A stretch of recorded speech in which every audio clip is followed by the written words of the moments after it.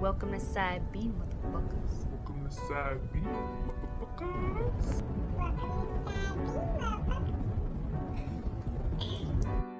Hey, one goal, one thing, one rule, man, that shit don't change. It's real niggas do real fucking things. Real niggas do. Ay, there's only one goal, one thing, one rule, man, that shit don't change. And it's real niggas do real fucking things. Real niggas do real fucking things. Alright, I'ma keep it general just like the army. Most real niggas know most niggas phony. Your shadow got your back, huh? Just like your homie. That's why shady niggas will harm thee. Just ask Caesar. Brutus got him and caught him before his last breather. If that don't make you believers, then you'll learn.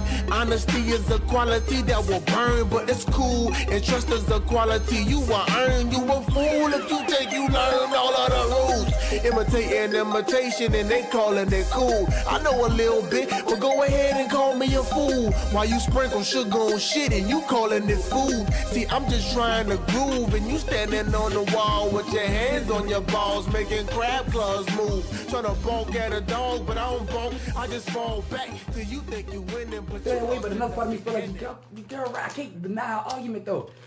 Like, is at one point it's like I want to see Bruno Mars' family or something. Like, show me Bruno Mars' daddy, because you can't be that dog and be Filipino. Because now, to me, now you're just a black Filipino. Like, you're a Filipino nigga that's black. You know what I'm saying? So what's the problem? That's why I gotta see it, because I gotta see it. If it ain't that, what's the problem? all right, the people saying that since he's not black, that he culture appropriating. How, if he's giving props, do they know what cultural appropriation means? I Cultural mean, appropriation comes from how the white people to take shit and don't give no credit, rape it after demonizing it, and then Okay. Bruno gives mad credit. all and you know what? All right, so time. you know what? And I think that Bruno And might. within Bruno the might minorities in America, we all shared everything from Hispanics to blacks to Native Americans and everything. So Right, That's how we because- survived in this majority white man world. Racist So white So people then call them maybe the Spanish argument niggas. isn't really like Bruno Mars may be the catching point of the argument, but maybe the argument is that the industry is letting niggas like Bruno Mars do this shit, but they won't allow, they won't hear from Bruno Mars instead of hearing from black people. No, they have no argument, honestly, because Bruno Mars, when they look at him, half of them don't even know he ain't black. Yeah. You think Mr. White Man in fucking Wisconsin look at Bruno and say, oh, he must be something not, no. Some kind of exotic. He a nigga to them, dog. The level they try to put him on, I can't put him on that level. You can't put him on a level with Justin Timberlake and Lady Gaga and Miley Cyrus, because these are real actual white people. No, he did not But- appropriate, and he fucking colored. And he always giving props. Justin nor Miley gave props to the source. Nope. You could Google, he always giving props. I want to look up his. He even stood up. He even stood up for black music and he stood up against the types that take before. That's why I'm like, wait, y'all do remember that time Bruno stood up and was like, hey yo man, like I'm giving all props, every part of my thing to this and this. People should not give da da da da da da. It's just fucked up that those articles came out and at first used his words to fucking to build the argument why you shouldn't culture appropriate. Then turn on that man and say he culture appropriate. I gotta watch that corny. young lady's video, because she was. I only seen it once, and I gotta get back so I can get her details, because I don't agree or disagree. I just don't have no full opinion on it of how I feel about Bruno Mars and what he's done to the contribution of black folks, or what he's been accused of culture appropriating. I just know that this man, from what I heard, has many different sounds, and the last sound he's stuck on now is this soulful funk sound. But people was like, I was talking to some musicians about this as well, and they would just figure like, he wasn't on that shit. It seemed like when you're doing some of that cool funk black shit that black folks been doing, then it's popping. But when that nigga was like, I don't feel like doing anything at all, he wasn't as big of a star, and he wasn't, That sounds like some Hotep race, because his biggest hit when he came out was "I was a grenade for you, yeah, yeah," and that was his first huge hit, and that wasn't black, quote unquote. That's what they said. They said like, You know what I mean? But he is a musician. Did we jump on Snoop because Snoop decided he want to do fucking reggae music and he ain't reggae, niggas and he want to do gospel. There's some niggas that be Snoop. I mean, every artist we gonna jump on Beyonce. She never did country before. Now she doing country. And they jumped on her ass for that But too. what I'm saying is, if you're a true artist, you can't hate on artists for wanting to try different things. If I'm in music, I should be able to sing what the fuck I want, especially if I'm making money off it and giving props to the source. Well, number one, I'm giving props to the number one, source. with black people, since they're the creators of all things, we can't really say they was culture appropriating since they're the creators of rock and roll, country, and all that in the third. So if they choose to delve in any issue, they can because they're the forefathers of it. That only goes so far because that's the truth to a degree. But when they talk about cultural appropriation, we talk about culture. And if you're gonna say that this man, because the argument they just said was this man wasn't singing like this before, and now he's doing this genre. And if we're going to say that just because we want to attack him, there's artists across the board who cross genres and we don't say shit. That's true. But in his case, like there's one thing of crossing genres. You know what? I think they're waiting for him to, if he ever goes back from this to I'm not doing anything at all kind of shit, then what does that mean? He can do whatever he wants. Artists doing anybody. I mean, what do you classify that as? Like going from like doing different like genres? hip hop back to like pop music? When they try to compare, like if you compare it to what Justin Timberlake and them doing, they like how they re-white themselves, like they do this hip hop cool thing, but then they want the white audience back, they go back into this soft rock melody kind of thing they do, and they'll pop music, like pop rock, like right now Justin Timberlake got some shit, Man in the Wilderness. So the king of pop is Michael Jackson. No, he talking about the fact that Justin Timberlake was doing black shit, and as long as it served him, and now he's doing white shit.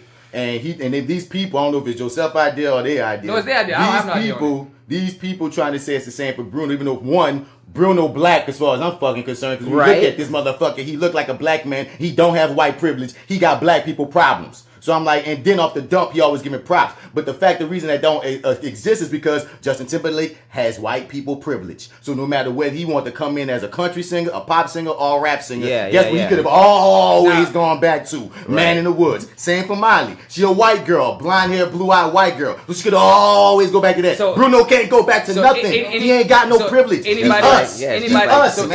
that is brown is considered black once they step in America?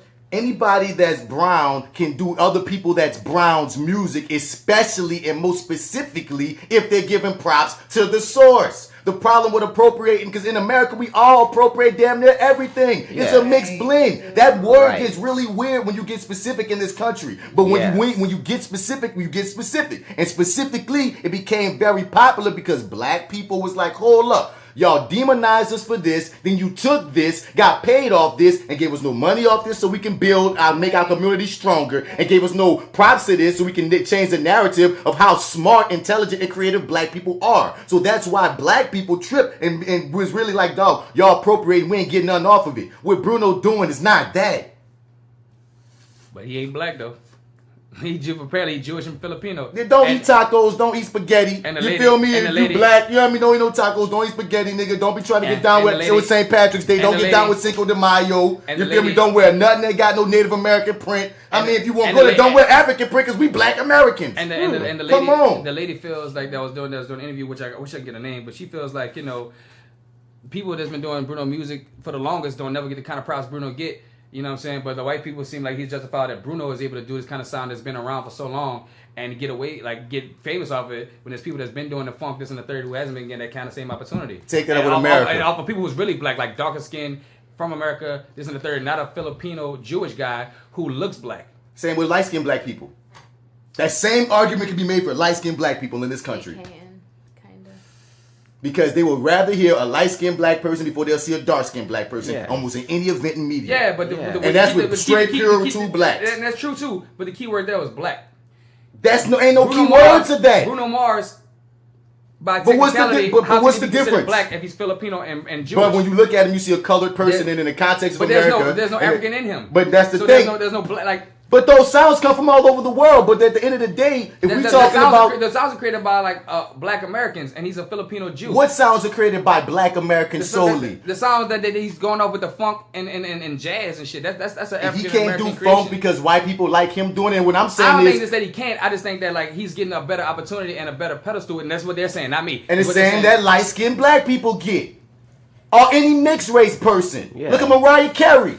Look at Alicia Keys. But I think that's even more the argument. Is the fact that, you know what I'm saying, anybody but maybe even darker. But you can't blame Bruno is the point. They're picking on Bruno for an American problem, which is colorism in general. I think Bruno is the example. I think the bigger picture is probably the overall system. That's what I'm telling you, son, that they're picking on Bruno because the system is the issue. I'm telling you, I think that's what they mean by that. Like Bruno. That's not what they're saying, So they're just going to attack with solo on Bruno. I think that's what's coming out. They're saying Bruno is cultural appropriating and that's wrong. And he's not culturally appropriating. celebrating. If anything, you should be mad that the system rather accept quote unquote black music from someone that quote unquote isn't black, even though half them people think he black. Honestly, I thought the nigga was Spanish and black. Honestly, when I first niggas don't know his race and gonna attack this man. But the lady did know her race though. She But knew that she nigga ain't was the only one Filipino and attacking. Jewish. And the whole argument is an argument that's predicated on something that still applies to black people, though. Which is why I'm saying she has no foundation. Okay.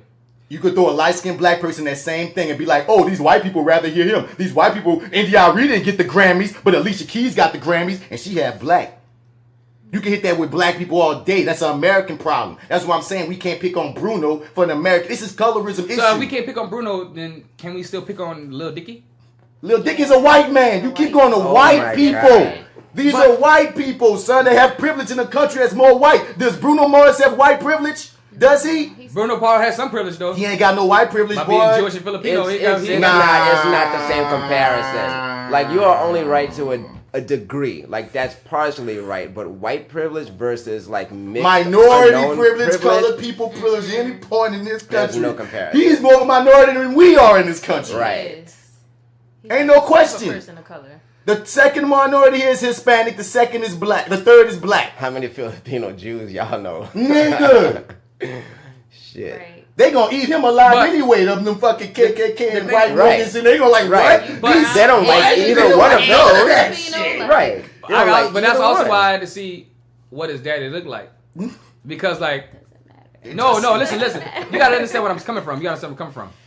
Like, if his dad, like, cause that's why we don't know what he is. We just know he's black in some sense. Or he looks black, and that's why I was like, all right, if he's then by his dad being dark skinned, then his dad just because people are looking at Filipino as a Filipino is a race, and it's not really a race. It's Asian, part Asian. Filipino is a race of people. They're Asian, but what we saying is They not really Asian. At the They end like of the day, the fucking reason why we keep Spanish. on saying what his dad is don't matter because when you look at him, he like a colored Well, person. because they got white Colombians that are Spanish and there's Mexicans, and I'm you saying look they at can be him, you black. see a colored person, dog. He D-color. You know what I'm saying? Like, what the Not fuck? D-color. Maybe a little lighter than Devin. So he darker than you, and you black and white.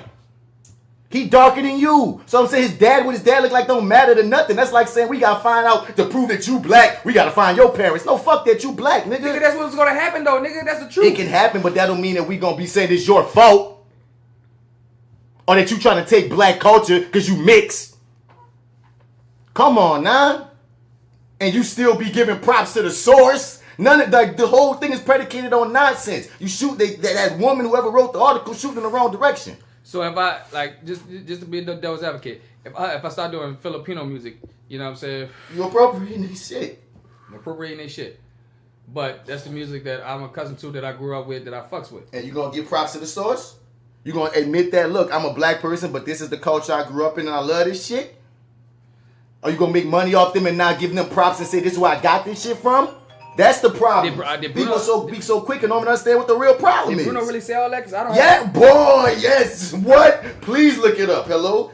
That's why I said they was using him originally, because he was saying all that good shit. And it was like, look at Bruno. Be like Bruno. And then now, months later, they go, oh, Bruno's a problem. I'm like, wait, bitches, I keep up. Nigga, no. I just saw this a few months ago. Y'all hoes. Hello? Pause for the phone break. This is the second time Cool butt down me. But yeah, man, that argument always stuck with me because I was like, being mixed, I was like, well, damn, you know, because I'm always trying to figure out what's my place. And I'm like, damn, if Bruno ain't got a place, how can I say I have a place if Bruno looks blacker than me, but isn't blacker than me? Bruno got a place because there's minorities in this motherfucker, dog. We all in the same boat unless you talking about the Asian motherfuckers because they got that white, what's the word?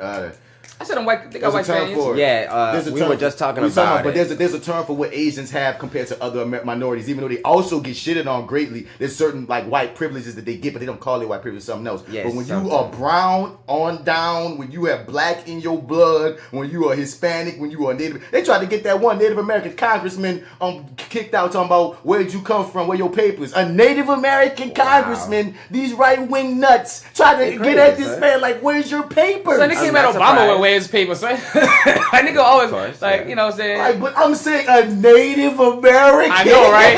Out of all people, right? Where's your papers? Like, The question is so reversed right now. It should be the where's your irony papers? is, like, so That's how ironic. anti-minority and anti-black and anti-anything that's not white this country is that you can get people to ride on that shit because you ain't white. So we want you gone, bitch. The fucking whole meaning of white privilege is being able to ask a Native American for their papers. Where are your papers? That is in white your privilege. Bruh, what the fuck? So, I'm through with excuse me, you do look like you're part of the Navajo tribe, but I just have to know for sure. You might be Mexican. I need to know. You stupid ass racist. Did your family do the Trail of Tears or not? I need to know. I need to know this. No. For you to stay here as Congresswoman. No. Fuck what your birth certificate said that you was born in Michigan, God. Detroit. Nigga said, were they on Oh the trail? God! All right, Cheers. so let's get this show started now. I don't have nothing. I can't follow up on that. Everybody got moving closer. Everyone has moving closer. Everyone. Can you hear me now? Yeah, that. Trust me. I'm about to lick the mic. I mean, like J.Steel and D-Mac are notoriously the lowest. Come on, me, all of us. Yeah. So, Yeah, I speak very low, so I have to project and put a little bit. See, no, it's not about not the lowness. About to say that pitch means you go lower. Right. We need some projection from the diaphragm. We need you to reach the back of the theater. Say it with your chest. Yeah, but so welcome to the Fly with Bats podcast, Hi. episode 49, side B. Bizzle. You heard me? This is that actor guy, Martin Bats Bradford. You can find me at all your social media platforms at Mr. Bats. Spell that Mr. out, or you ain't gonna find me. And as usual, but we got a little spicy thing we got today. Yay. We switching it up in the ETOUFEE for the day, you dig? So before we get into, the little extra relish, I'm here with my brothers. Well, you already know this your boy D-Mac, and you can find me everywhere on the internet now as FrenchBread.kid, and make sure you check out my apparel line, that's You Dig, with dots in between. You dig. Yeah, dig. Yeah. But what made you go from underscore to the dot? Because underscore has too many syllables. So you just didn't want to say underscore anymore? I just didn't want to say underscore. I want to say dot. It's easier. That French is bread a lot dot kid. easier. Yeah. French bread dot kid, Kid. I need to Yeah. expedite this shit, you know what I'm French saying? bread French bread underscore Feel kid. you. That's a little long, sir. French bread dot kid. I ain't mad. Well, bitch, the ampersand short. Fuck. There we go. I'm just saying. But yeah, anyway, we're here with other people too. Posse wine, it's your boy AlphaJoe, fresh out of the gumbo. And if you're out in the streets and you're looking for me, you can find me on Facebook, Joseph Alphaman Pines, Instagram, Alexander the Ape 3, Twitter, Pastor Mike Pines. And I promise you, just like I promised my baby mama, I'm gonna give her that $100. I'm gonna get these titles all together. I promise y'all. And And a little extra spicy relish, J.Steel in his thing from the Yay. Misbelief radio show, Misbelief podcast at themisbelief.podbean.com. Also of FatGirlNoLa, which is the most amazing food blog ever in life, which covers all of the amazing food travel spots, recipes, events, locations, pop-ups, all that shit happening in New Orleans and beyond. didn't that feel good to be able to curse on air, Misbelief podcast? Shit, Get yes. it out. Get it out. Get it out. Yeah, we gets it out. We talk about on side A how on the Misbelief radio show, man, we be having to keep it together, keep it in all the shits and the asses and the fucks and all It's that. so hard to not say ass titty fuck. Well, you Nigga can shit, ass big city dick fuck cunt all with a you want big ol' dick in your on mouth. Fly with Bats. You also catch J.Steel on that reviewing that Lightning. If you've been Yes. watching Black Lightning, me, J.Steel, and Marty, that was a Your 30 podcast, been getting it in. Any information you want to send to us on that side, go to reviewingthatlightning@gmail.com. Anything you want to shout to us on the main cast, send to flywithbats@gmail.com. And shout out to all our fellow podcasters like the Your 30 podcast, like the Misbelief radio show, as J.Steel just said, like Triliterate if they still popping, like the Metal Hand of God podcast, Fuck What You Heard podcast, 3 the Hard Way podcast, Brooklyn Ladies of Therapy Noir podcast, and I believe that's all the active ones that's still around that we know of currently around these parts. Yeah. And us, motherfucker. Yeah, always Yeah. deal with us. Once again, like, share, subscribe. Hit us up on iTunes and on the podcast app and on Google Play and on Stitcher Radio and on Spotify, niggas. So look, we on Spotify, motherfuckers. You ain't got no reason to miss us. If you don't Right. have any of Made it. these things, this shit will play live from Facebook. Facebook, we got them. Yup, go ahead, bud. So go on Facebook and follow either one of us, from Devin McCoy, Martin Bats Bradford, Joseph Alphaman Pines, or J.Steel, and we will have that shit popping ready for you. I'll go to Fly with Bats Facebook page because every time I put it up on flywithbats.podbean.com, it automatically generates and pops up on the Fly with Bats Facebook page. Right. So all you gotta do is go on the Fly with Bats Facebook page. So can you keep ain't got up no that. excuse. Now None we- excuse. None. Now we want to fuck with us, get your people to fuck with us and comment, dog. We want y'all to be part of the conversation. Yes. You dig? So yeah. Now with all that out of the way, man, this is side B. You dig? Side Bizzle. And yeah, man, we always start this off with that ETOUFEE. of the day. Which is, you know, where we get into a little heavier topics that we didn't get a chance to get into on side A. After the ETOUFEE today, man, we get into that Daily Dose of America. Which is your friendly reminder of just where you live and just who the fuck you dealing with. Ouch. Then it's that hero highlight where we take the time to shine light on someone who's doing good in the world of pure D fuckery. And then, you know, we holler at y'all another couple of weeks, man, you know. But, we holler at y'all another couple of weeks. But, you know, reviewing that lightning still around. And I might start this other thing called Bad Bites coming soon. I'm going to let y'all know what that is. But That sounds fun. But until we get into all that, fun. let's get into what we're supposed to be doing right here. All right. Hit that music for that ETOUFEE. Brother got his first gun, he ready to murder. He out of control, like a swole on bourbon. I don't even drink, if I see you, I ain't see you. Nah, I don't even blink, nah, I don't even think that I'm here. But if I see you and I like you, I'ma smile. Is this really who I am, huh? Then versus now, life is too wild. This shit is out of hand. I'm just trying to live, but y'all don't give a damn. I'm just trying to be cool, I don't wanna lose my word, lose my mind, lose my spine, lose my shirt. But if you know me, then you know I go berserk. And you know I go berserk. And you know I go berserk. Head first, I'm just shoving. So first up on that ETOUFEE, I want to shout out the homie, Michael Quess Moore. Oh my God, Yeah. yes. My nigga's a real nigga, bro. That should have been a hero highlight. Fuck. That should have been, but fuck it. It's an ETOUFEE, dog, because, see, you know, right now with all the shit going on, you know, we going to get into all this shit going on in America right now, aside from Trump, because fuck Trump, because I don't talk Yeah, about fuck Trump. him. Nobody want to talk about him. Stop talking about Trump. That's draining. Man, Enough. they got a condom in Brazil with Trump that said some people shouldn't be born or something like that, and he's him the condom for condom ad. Wow. Wow. That That's is brutal. That's Well, kind of dope, though. It's that very is dope. dark, but it's dope. I mean, I like it. Yeah, I like it. That's So our totally many valid. listeners out there, Michael Quess Moore, he's an activist in New Orleans. He's part of TakeDownJeffHotFlyingMillionaireBGM, and he's a poet and a bunch of other things, Quest and shit. So I'm like, yeah, so in New Orleans, we was one of the first cities that made it national for as far as trying to get the Confederate statues taken down. And TakeDownJeffHotFlyingMillionaireBGM, which in many incarnations has been around for 40 years worth of activists trying to get these damn monuments taken down. You dig? When Mitch Landrieu finally decided to, you know, get the political side, the government behind this whole movement, and not even behind their movement, really just to take them down, because I feel like they just got annoyed and they had to finally see the light. You dig? I feel like political wise, it was Mitch Landrieu's chance to make a mark. And after watching The Wire, it was also Mitch Landrieu's chance to make a mark to go on for higher beings like governor or anything beyond that. It was it was a smart move and a political power move, especially in the times of what's going on right now. I think it was a political move, and I agree with you that Mitch obviously has some what you just said, but it wasn't a slam dunk. You hear me? Because I think that's what took him so long, because you a white man and now you got to you got to see how white people feel about this. Right. You know what I mean? Right. Because it took him a while. And that's one of the reasons why, you know, Quest came so real at him, which we're going to get to this video. But it wasn't like, oh, niggas made this sense of why we got racist people hanging around this major black city. And niggas was like, you know what? Yeah.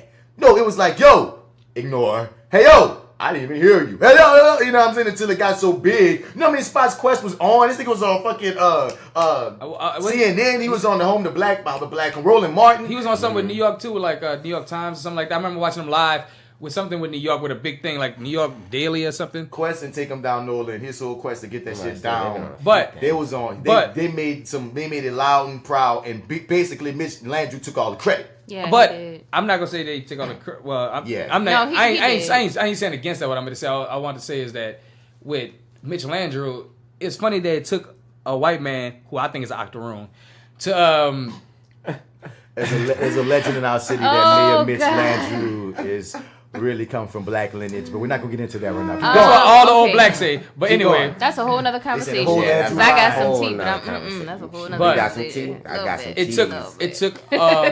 it took a white mayor to do something, because before that we didn't have like 3 or 4 black mayors. You know what I'm saying? That never could get this done possibly. So why couldn't they gotten it done? Is it because they're black? Because it took a white man to do this? We needed a white man to do this? Timing. Or because timing? Because I feel like a lot of times that's just a hard thing to say because I'm gonna just say time. And that's a rabbit hole that will lead to no answers. Say, that is a very layered. That's a layered thing because we don't have all the events of what were the conversations with these black mayors. What did the black mayors do that we never found out about if they didn't? You know what I mean? There's so many layers to that onion, my nigga. That we and the political climate was so different. Yes. When we had black mayors, it may not have necessarily been that they didn't try. It just wasn't. Unfortunately, it's much of an issue now, or maybe it was just something that was brought up, but it really wasn't like this apparent issue like it is now. So, you know, like saying that's part of time, and the times sometimes shape the issues, and sometimes we got to think about the time of like pre-internet and like mass information. We also got to think about a time pre-white liberals that lived in this city that as much as they do now. We have a lot more young white liberals that live in this city who vote. There's a bunch of things that go into it, you feel me? Because there's so much that go into the part. Like, I can't put that on the black mayors because those black mayors also did good for black people too. Exactly. And because they didn't do that, Mark, I don't want to make that the thing that we point to as black millennials. I don't even want to point to it, but there's something curious to be like, with y'all being in power, what happened? Once you make that curious, it starts. Even if you didn't point the finger, somebody behind you will point the finger. Yeah. In the name of what you may have sparked that you even realize you was trying to, is all I'm saying. When you start unraveling shit and that we don't have information on. That's all I'm saying on it. But Quess said fuck it and approached. He rolled up. That nigga rolled up like he owed him money. Mayor Mitch Landrieu. And here go the video right here with the subtitles, and Mitch Landrieu was being dismissive and shit. But Quess came with some real shit. You feel me? He did. Yes, absolutely. Absolutely. This is my critique I want you to walk through, okay? In the history of black organizing, there's a history of our work being co-opted, our narrative, our blood, sweat, tears, and years effort being taken in the mouths of white people, particularly white men, using their privilege to do what they think is a justice to us or a favor to us. And it ends up not being a favor, just what I'm saying. And yeah, you did it to say your own book. And what I'm saying is that this is what the right thing to do. And this is what we're saying. Is to acknowledge that people put 40 years of work into this. You're not even 40 years old. I'm almost 40. You can't tell me how old I am. But I can tell you all this work that people before you. Establishing the platform, that's how you be a good ally, better than ally in conflict. When you do it like this, you co-opt this good narrative and perpetuate the very supremacy and privilege that you say you're fighting for. What's wrong with that? So yeah. You know what? I think Mitch stuck with that on his mind. He took that to the dinner table with him. I don't. He took that to sleep. I think he did. Because he had to eat that. It's not the first time he's ever heard it. It's not. They've been saying that. Oliver yelled it to the fucking hilltops on WBOK. But Oliver also went to jail for a crime and political that shit. That don't mean Mitch didn't hear that before, though. That's all I'm saying. That has nothing to do with what I'm saying. I think Mitch genuinely feels like he did the right thing. That's what possibly. I think there's probably a piece of him that's like, yeah, this dude is right. But especially looking from this video and just thinking about his position in this city as a white man, you're not even 40 years old. Yeah, that right there. That he was wasn't trying to hear that shit because he know he didn't heard that shit, dog. I appreciate Quest going at his head about that because that's the absolute truth. That's the history of so much. That he has you to feel keep me? In you mind. took all the credit after at first being a problem. You took all the credit. That's another thing that Quest talked about on air before. At first, Mitch wasn't even with it. Yeah. He wasn't with it. So for now, you wrote a book about the shit. Okay. You wrote a book about how I did the work to get the statues taken down. I was like, wait, and you gave no problem. Shout out to none of the black organizers that yelled and marched and walked and went in on everything in our government to get that done or get you to open your eyes. Even if you think it's the right thing to do now, nigga, you like Quest said, you culturally appropriate Mitch. Yes, he is. Give people their props. Yeah, come on. Like that is a foundational problem. Like just the fact that he wasn't for it before, like that's a big piece of context that applies. Because I didn't know that part. So it's like, nigga, so I didn't know that part either. That he wasn't. That's why it was a fight. He wasn't saying I didn't think he was against it. I just think he wasn't worried about it at first as much. Now, granted, maybe the motherfucker evolved, perhaps. You can evolve all you want, but what made you evolve? That's still right, exactly. Why he was did you way change? more apathetic before. Yeah, way more. Yeah. Big ups to the mother. You need to big ups the motherfucker that caused you to grow. You can't say you was always woke. Right. None of us was always woke. So honestly, what I think with Mitch, it was just like you said from the very beginning. It was the right timing for him. Everything was timing good. It was timing. It was all about timing. And part of that timing is the things, the increments that build up to a defining factor. And part of those increments to this factor is TakeDownJeffHotFlyingMillionaireBGM.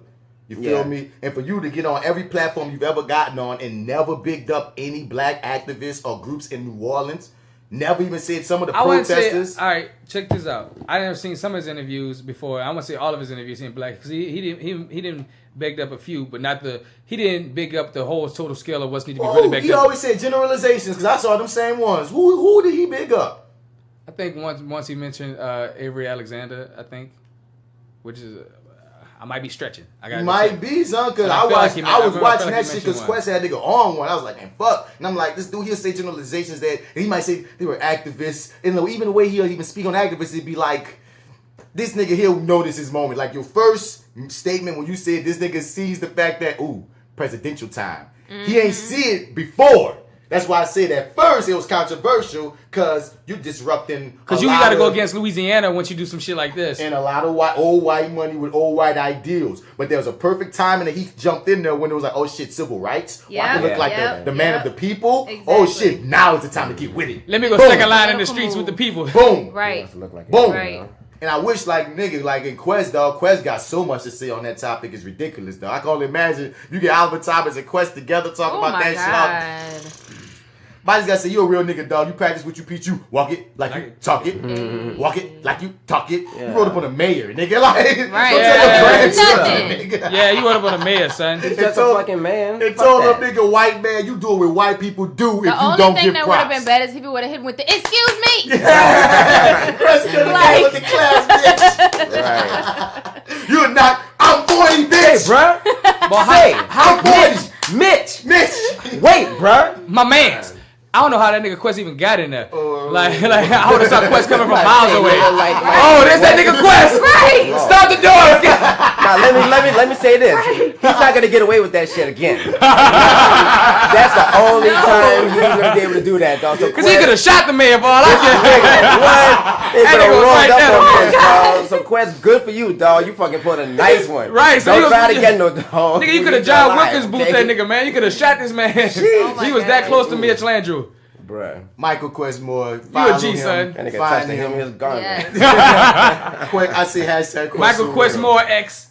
Yeah, because I was like Quest, like I said, I met him years ago in the play Rumors of War that we did together, and it was an amazing play about the fucking Louisiana fucking slave revolt. You dig? Man. So when I did that with the homie, I already knew how woke he was. Yo, that boy, bruh. I did the same play with these guys, and they get to kill white folks, and so just imagine. Oh yeah, you wasn't that play, Joe. You wasn't that play. Yeah. Just two niggas just so happy to kill white folks as they dancing. Oh man, if you think I'm a rebel, they put the right two niggas to be the killers of the white people. This nigga Martin killed his former director and teacher from his college alma mater. Well, Ray played a white man that was trying to oppress us. And he killed that nigga the hardest. Like, you slit Ray's throat. One scene that happened, the little known fact, this happened to me twice on stage. This was the second time. I'm going at Ray in particular, and I got to do this move where I jump off this thing and like land in front of him all like Superman and shit. Nigga, I did that move and jumped too high and bust my fucking head.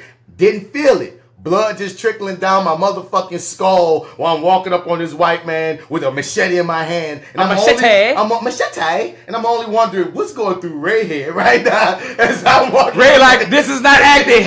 He's going full 100. This is not 90-10. He's gone too far.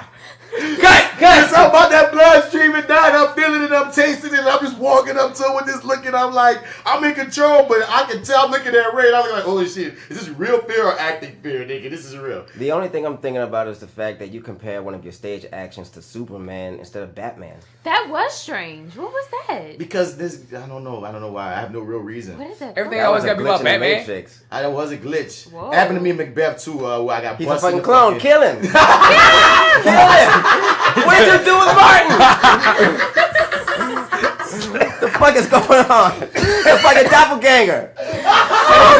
Kill him, he's a clone. I love that that's where your brain went.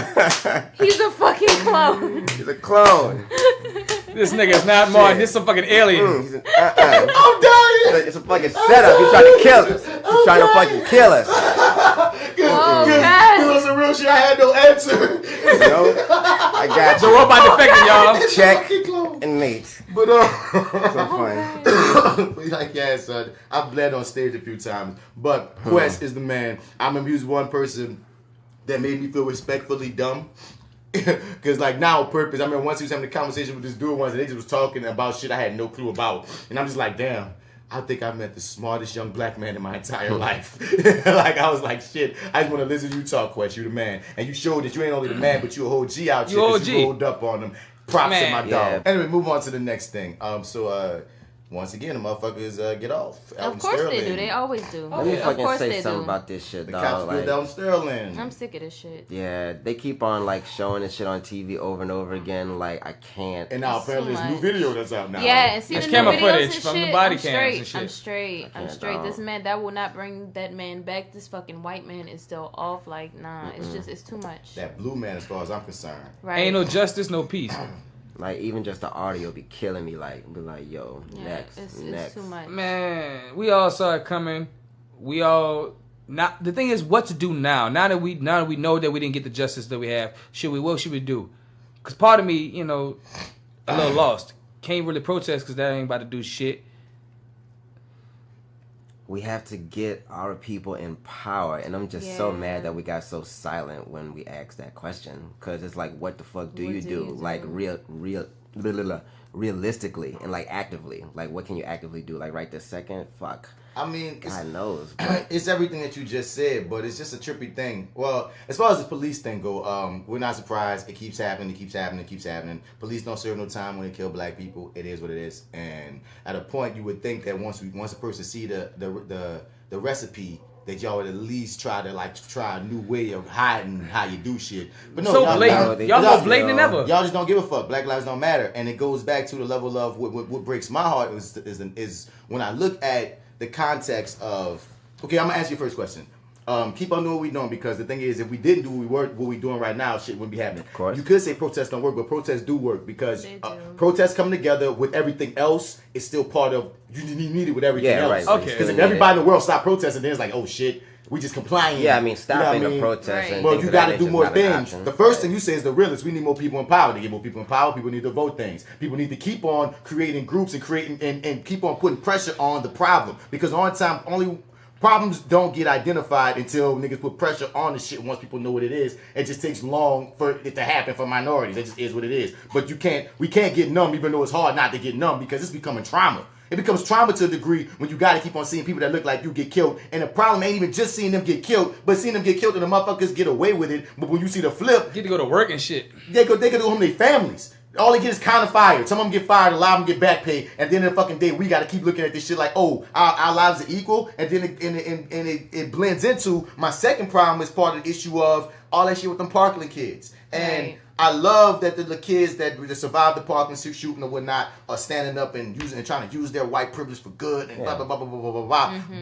But they actively showing me that after years and fucking years of us before Black Lives Matter, being like, hey, yo, y'all, gun violence is a problem. Gun violence applies to motherfucking police too, yeah. You feel me? Saying that, dog, y'all need to change this, Our kids are dying, our husbands are dying, our wives are dying, our children are dying in the motherfucking street. Black people been saying this. When Black Lives Matter came through with this shit, y'all tried to call them hoodlums. When Kaepernick came through with this shit, y'all said this nigga was being racist. Every time somebody of color say, this is a problem, black blood on the street, no fucking problem, all lives matter, fuck you. But when these little white kids have a problem, they finally get some brush with something wrong, let's give them endorsements. Let's pay for their meals. Let's pay for their protests. Let's pay for their fucking their bus ride. Let's get them going. These white kids are so nigga. We said white privilege existed. Y'all said it didn't. Them white kids said white privilege existed. Y'all was like, oh, they're so brave. Fuck you for that shit, dog. Yeah. And when you look at Elton Sterling, when you look at Stephon Clark, when you look at fucking the bomber in Austin who blew up all them black people, y'all can't call him a terrorist. Y'all want to know what's wrong with his mental faculties. You look at the context of America, what they do to us, nigga,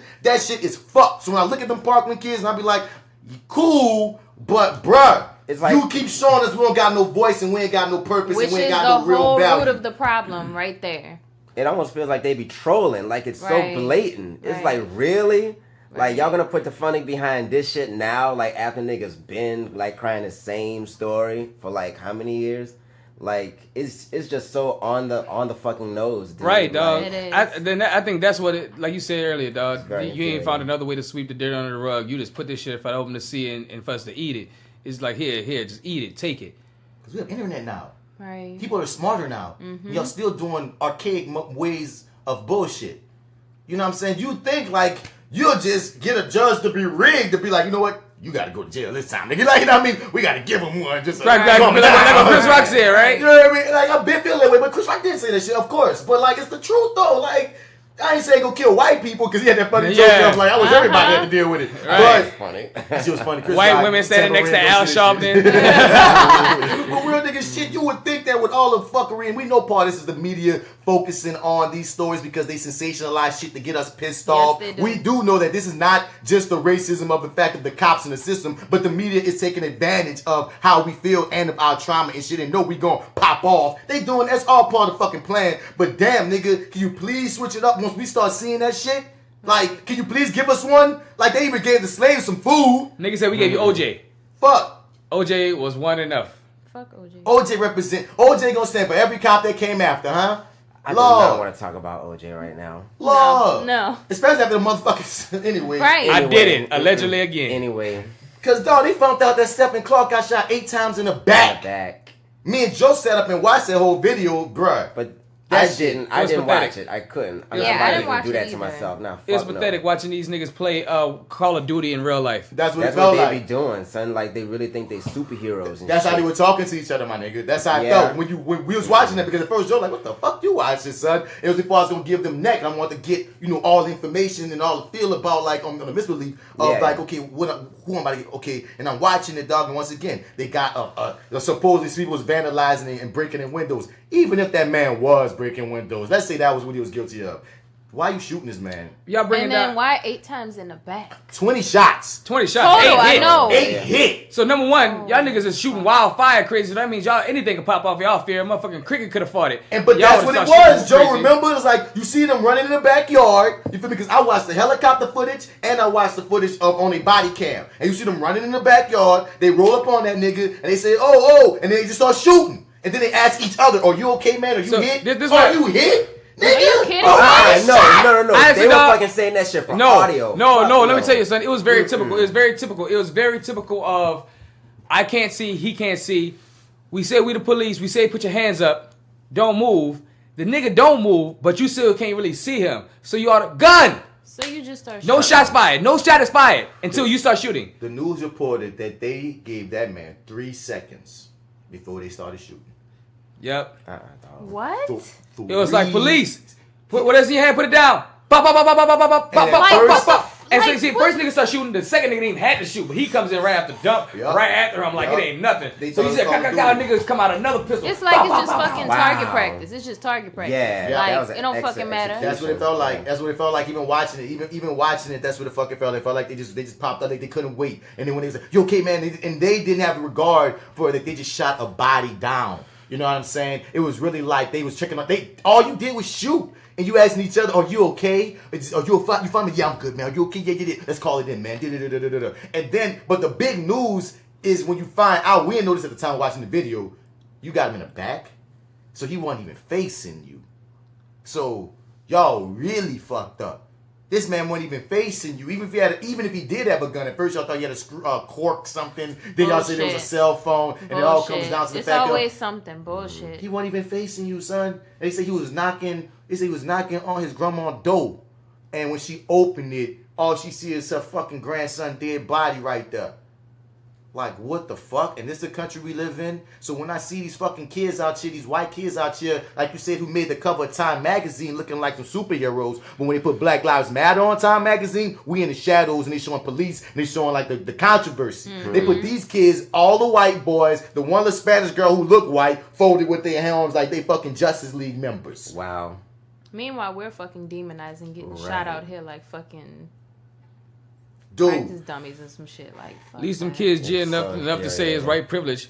For real, at least they enough G enough to call it though. And that's what's so hurtful, cause like nigga got students, y'all got kids, dog, and it's hard to be like, damn, yeah, your voice means the equal as Tommy's and Lil Hillary's voice over there. Even though y'all just showed me when y'all got behind them full force, No problems, dog. They got a motherfucking like right wing support. I forgot what businesses was. One of them like conservative businesses conservative something. putting money up for their fucking protest, son. Y'all, just because they said it, just because they're saying it, and they said, "Oh look, they're black kids that are with them too." Yeah, but they're only listening to the black kids because the white kids gave them the check mark, gave them the vouch. Right. When it was just the black kids, you gave no damn. You gave a fuck. You called their protest, which was peaceful, a riot. Yep. You stepped on niggas' properties and put guns on niggas. You put more police. You put you put tanks and shit. You made it to a whole army in that bitch when a nigga was just trying to get for peace and justice. Come on, son. These like niggas get a manipulation. motherfucking, a fucking, what's some things that you walk on, you could just like, when you don't have to walk, you just stand on them and you just keep going?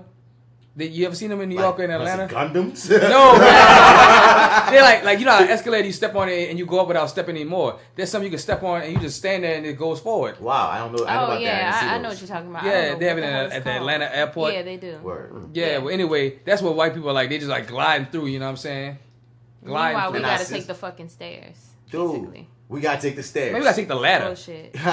And wow, and they're obvious. Like It's so this obvious. is how they like shape the fucking like narrative of the public. Like when shit like this. Like this is what people need to pay more attention to. Like just how they blatantly, you know, promote one side versus the other one that might have been like the root of the fucking like, you know, cause or whatever. You know, it's just it's very annoying. Like I know why he was yelling and screaming, dog. Like the shit is like The Parkland kids even said that they took their methods of protesting from Black Lives Matter. So it's like I do want to say we have to be mad at the system versus mad at No. them. I'm not. No, I keep on saying I'm not mad at them. I bring up the point of that on the level of so these kids are saying we did what y'all said the enemy like y'all say Black Lives Matter so evil they surround their terrorists, but we're saying we took their blueprint. So how are we not terrorists? Right. That's all I'm saying, dog. The fact that double standard is just so right there in your face, dog. Niggas lose jobs. Dog, Black Lives Matter, dog. Their leaders ended up dead. And these motherfuckers get the cover of time, and not just that, but they get full endorsements from even racist corporations. You hear me? Even Walmart backing them and shit. And it's like, damn, son. But saying the same shit, what do you say to the kids? That just be blowing me. It just blows me. Son, this shit has been going around, dog. I mean, you know what? This shit don't really surprise me because the day I realize and the day I keep reminding myself is the fact that America has KKK as a fucking organization in America. They sell T-shirts. They have protests where they have police there marching and helping them. They have merchandise. They have a whole fucking headquarters. That's a terrorist organization that lives and breathes in America and goes through the American justice system every single day smoothly without being raided in, murdered, bombed, or anything of the threat. And you never see them getting arrested and shit, you know what I mean, at their rallies or whatnot. You know what I mean? The way, like, even at Standing Rock, they come out with hose pipes and they coming out ready to be armed. There's just one video that went viral with this black dude just showing them, like, look at these, like, at one of those, at the Stephon Clark protest. And they going, like, man, look at these cops, man, they ready. They ready with they armed with their hands on the trigger. And it's like, damn, like, when they got these other motherfuckers that's really about some hateful shit, y'all hands don't be on the trigger. Nope. You think like that's why I'm not even mad at Stephon Clark brother. I didn't even speak on this. Stephon Clark brother, man, that's how he rolled up in on the people and was just like courtroom. In a courtroom was just yelling Stephon Clark name over and over and over again. And I was like, bro, if that's how you feel, because even his mom was saying he dealing with like post-traumatic stress disorder. He already lost 2 of his brothers. Now he lost a 3rd one. He apologized later to the mayor for that. I'm like, you didn't have to apologize. Man, fuck that. I mean, Oh, it was a city council meeting. Yeah, what you saying? I was saying it's real trauma. Like, I don't think if anybody tried to demonize this or look at Stephon Clark's brother like he did something wrong, I absolutely agree with you. He shouldn't have apologized. Like, you already lost 2 people and now your fucking brother was gunned down like a fucking stray dog or wild animal or some shit. In the back. No. 8 shots in the back. Right. I stand by my nigga, dog, like the way me and Joe saw the story, I stand by like, damn, nigga, he wasn't even facing y'all. Right. My nigga, you shouldn't apologize, but I don't condemn you for apologizing. Exactly. I'm not gonna condemn you. I just wouldn't have done it, is all I'm saying. I wouldn't have either, and I probably would have went a little bit crazy. You're a real nigga both ways, dog. You're a real nigga both ways. You got reasons for doing it. I'm just in the pain. I would have been in myself too. I wouldn't apologize, dog, because, you know, both ways, you like you said. Just like Quess rolling up on Mayor Mitch. You rolling in on them council members like, yo, Stephon Clark. You heard me? That was real nigga shit either way, dog. Angst or not. You gotta say the name, know dog. that, like, they not fucking safe. Like, you know, we'll just come in on you. Exactly. Because we in a context, like, I just keep on looking at the context, dog. Like, we speak on the Austin bomber. They were trying to figure out why made him do that. These niggas are terrorists. These niggas are Austin bomber. The fucking people that shoot up the 57 people that was from the rooftops at the hotels. The people that shoot up these fucking parks. These niggas are all terrorists. Dylan Roof, whatever. That nigga's a terrorist. These niggas are all terrorists. Fuck how they was raised. Fuck if they was bullied in school with a couple of wedgies and shit like that. Black folks been suffering from post-traumatic stress disorder since day one we got in this bitch. And we ain't never, not in a million years, have seen us in a mass amount shoot up a bunch of schools and kill a bunch of random ass people. And what's trippy is they try to get very particular on the definition of what is a terrorist. And apparently, unless there's a political reason, they don't call it a terrorist. So even a hate crime or racism isn't necessarily an act of terrorist. But according to them, for them to be able to label someone a terrorist, they have to have on record said that they're doing it for a political reason. They also have to pass the brown people bag test. Bam. Exactly. Because if it's a black person, murderer, thug, criminal. We're thugs when we get killed. We terrorists automatically. They're going to pull up that one charge you had when you fucking shoplifted from a 7-Eleven in 1995. Right. They're going to pull up that one time you tried on clothes at Walmart and put them back. Son, exactly. They wanted to steal him. He's a thug by nature. Bruh, they had a fucking title that said, ex-con saved someone from a burning car. Yeah. I was like, what the fuck? Yeah. I read that. White boy underreport, his name is such and such. No. You know, like, it's not ex-con. I was like, thank you for somebody to find this man's name, dog. Because that's the title, ex-con saved someone from a burning car. Dog, this is like standard issue. Nigga can't even pay their debts to society. Nope. But we tripping. But we be tripping because we bring this up to like the mass, like what is trolls on the internet, or when you try to have an honest conversation with white people, not the liberal ones that's ready to say yes to whatever the fuck you say. I mean to a motherfucker that's really trying to battle you and shit. Whenever you talk to these people, they be like, you're making up these things, but nigga, time after time, you keep showing us, dog. No, numbers don't lie, nigga. Ain't for us, apparently. Like I said, this black man got killed for having his pants down. Like, what the hell? Wow, that one story recently, this nigga coming like shooting air guns at the couch, and they brought him in alive. Another, like, they got, I don't even list them. There's story after story of all these white people wigging out and wilding. Right, wigging out. That's the perfect bringing them way to in say it. alive, like, over the top, but they always manage to take them alive. And in our culture, they become celebrities. Because we look at the Parklands shooter, dog, the story show that this motherfucker got fans. I hate it. You heard me? Like, he got actual fans, dog. He got psychotic pussy calling him. I mean, like, it's trippy, dog. Like, they say they gonna give him that fan letters. They gonna share that story of this scantily clad teenage girls. And you gonna hear about that shit, though? The public defender said the letters shake me up because they are written by regular, everyday teenage girls from across the nation. That scares me. It's perverted. And he also received $100 worth of donations for his commissary. Apparently, this not regular, everyday teenage girls. These are psycho little girls who love killers. J.Steel, you read this one that a 18-year-old letter said. All right, let's see. I'm 18 years old, a senior in high school. When I saw your picture on the television, something attracted me to you. The teenage girl complimented Cruz's beautiful eyes and freckles, then described herself as white and skinny with big brown eyes and 34C breasts. Hey, Killer Tree. Tucked inside the envelope with Killer Tree with hand-drawn hearts. Another 18-year-old from New York. Let's see. What you talking about? Give it a New York. Wait, where? No one else. Oh, no one else is dealing with your demons.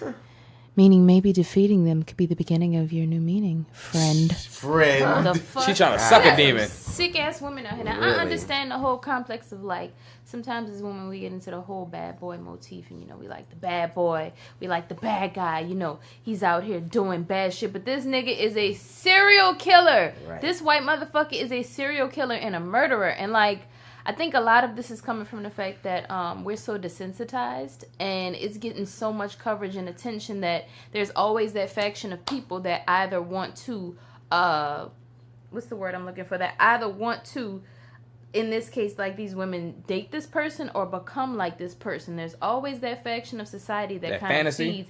That's what I really that feeds hate into about that it. fantasy. Yeah, and where celebrity dangerous. worship too. Sensationalizing the shit, you know, like that's the most annoying part of it. It's like, knowing how much the media matters now, like y'all should be actively doing more to kind of like quell this fucking shit for like people who can take that. Because there's a part of it that's like, you know? even though, you know, you killed all these people, there's going to be repercussions. You now know his name. You know what's funny? Also, it makes you wonder. Oh, not just his name. You see his face. That's what I'm saying. Like you said, celebrity worship is a real thing, and you could be famous for whatever, and motherfuckers apparently want to suck your dick. You could be infamous, right? It also makes me wonder. if you look good, depending on your crime, you can get if you it's really not look about the looks, because once again, across the board, this ain't the first. Jeffrey Dahmer, Charles Manson, all these niggas wasn't beautiful motherfuckers. The Menendez twins, what was the Menendez twins? That's their names. The Menendez brothers. Menendez brothers. But hey, the Menendez brothers there was some nice looking gentlemen. Okay, that's great, dog. But so they ain't in the list. Ted Bundy was a Reggie looking motherfucker, and he was getting right. lists. It's like all these dudes, and Ted Bundy was fucking. Not only was he kidnapping people, molesting people, and raping women, he was fucking their dead bodies. Oh my. Necrophiliacs? Dude, it's crazy, son. It is a trip that this is a thing. Like these people, this is our country. What? But we crazy when we say, oh y'all, maybe y'all should stop glorifying black people getting shot. Because I'm still tripped out that now they have even more Elton Sterling body cam footage. It's like y'all really want us to go crazy and wig the fuck out. Exactly. Man, right. that's all they want you to do. They just want you to click the fuck out. You know what I'm saying? We need a Johnny Cochran right now to set this bitch off, right? Because I mean, right now the dude that's riding for Stephon Clark, he also was trying to ride for, I want to say, Mike Brown. It's like this guy, this one person, I forgot his name. He getting around. I don't know if he Johnny Cochran levels, but you know what I mean? He getting around. Right. We need some people to stand up for us, dog, when we start shooting this bitch up. Because that's the thing about as time goes on. The less power white folks have, the more power, dog, we're going to start fucking around and shooting these motherfuckers up if they keep acting up. That's where it's going to get to. I'm trying to keep the peace. Black folks ain't going to be peaceful for too long. I mean, it depends too, because you wonder at a point people get to synthesize and you start believing that this is part of how things just are. That's the problem with apathy that comes too with some. I hope what you're saying is true, because at the end of the day, only people gonna save us is ourselves. I understand that level, and like we said earlier, whether it's through voting, whether it's through activism, whether it's through politics, whether it's through podcasts, whether it's through teaching, whether it's through art. But the thing is there's so many ways to keep the conversation going. You know what I mean? Right. Until you put the pressure on, because a lot of times, shit go under the cover. If you keep letting shit go under the rug, not even under the cover, but if you keep letting shit go under the fucking rug, shit is going to become, oh, that's the way it is. We're used to it, so that's what we're good with, even if it's wrong. There's a lot of things currently in our society that is wrong, that since we're used to this shit, when you bring up, that might be perverted, that might be wrong, and that might be warped. You got more people looking at you crazy than people ride with you, even though you absolutely goddamn correct. That's why I say keep the conversation going. Keep marching, keep protesting, keep yelling, but don't just do that. It's like saying, you can pray, that's fine, but don't only pray. Prayer without works won't work. Shit. You can talk shit, you can rant, you can rave, but don't only do that, dog. Pay attention to who's getting in power. Pay attention to what they bout. Sometimes I be feeling like the entire establishment needs to be upended, and the way we do things at its core and foundation may need to be redone. Because a lot of our age-old views are archaic as fuck. They come from a time that didn't have people looking out for people that look like us. So when you talk about nuance and context, all that's thrown under the fucking window anyway. I'll be wondering. It really does need to be kind of flipped on its head, because there's still too many old white people in charge. They need to die. Yeah. Some of them need to just go on, pass on. They kind of have to. Y'all did not get that fifth triple heart bypass. Just go on and just let it go, baby. Time is calling you, all right? Life be calling white folks. They be trying everything to stay here. Their life has been over, dog. Some of their life has been called over. Some of their souls going too. That's why it's just a body. That's why they just sitting there doing all this evil shit, because they ain't got no soul. Hollow shell. Their soul is going over to the other side. I mean, when you look at the fact that, I'll say this one thing about Trump. You know this motherfucker made this month National Sexual Harassment Awareness Month? Did he now? That was ironic as shit. Did he now? In April, huh? With Really? sundress season, huh? Really? Donald Trump? Right. Because his soul is gone, bro. That's what makes you really know that it's fucking a joke. It is a fucking joke. On the heels of this Stormy Daniels shit. I mean, on the heels of the fucking porn star shit, yeah. Exactly. Anything to not have attention. Bro, what? Anything. Grab him by the pussy. Bro. But not this month. Oh my God. Not in April, bitch. We will not be doing that in April. If you could change anything about the system, like one thing, or add a law, what would it be? Oh. All right, the law is that you can't have too many white people in there. Wait, what? Explain what you're saying. Like, straight up. The law is you can't have too many white people in there, period. Like, wait, what is he? Where is there? What is this? Hey, if you don't know what there is, then that's when you really lost. That's the law. When I come down and I want you to give me a law. You can't have too many white people in there. I go up in there, and there's some white people? The more I say it, the more it makes sense. You can't have too many white people nowhere, Lord. Make it a law. Make it a law. Cam, no, that too many. If 3 or more gather, it's a gang. They gotta go. You can't have too many white people in there. Too many white people together, it's a gang. Every episode. That's it. Can't have too many white people in there. What law would you add if there's something you could change? What would it be?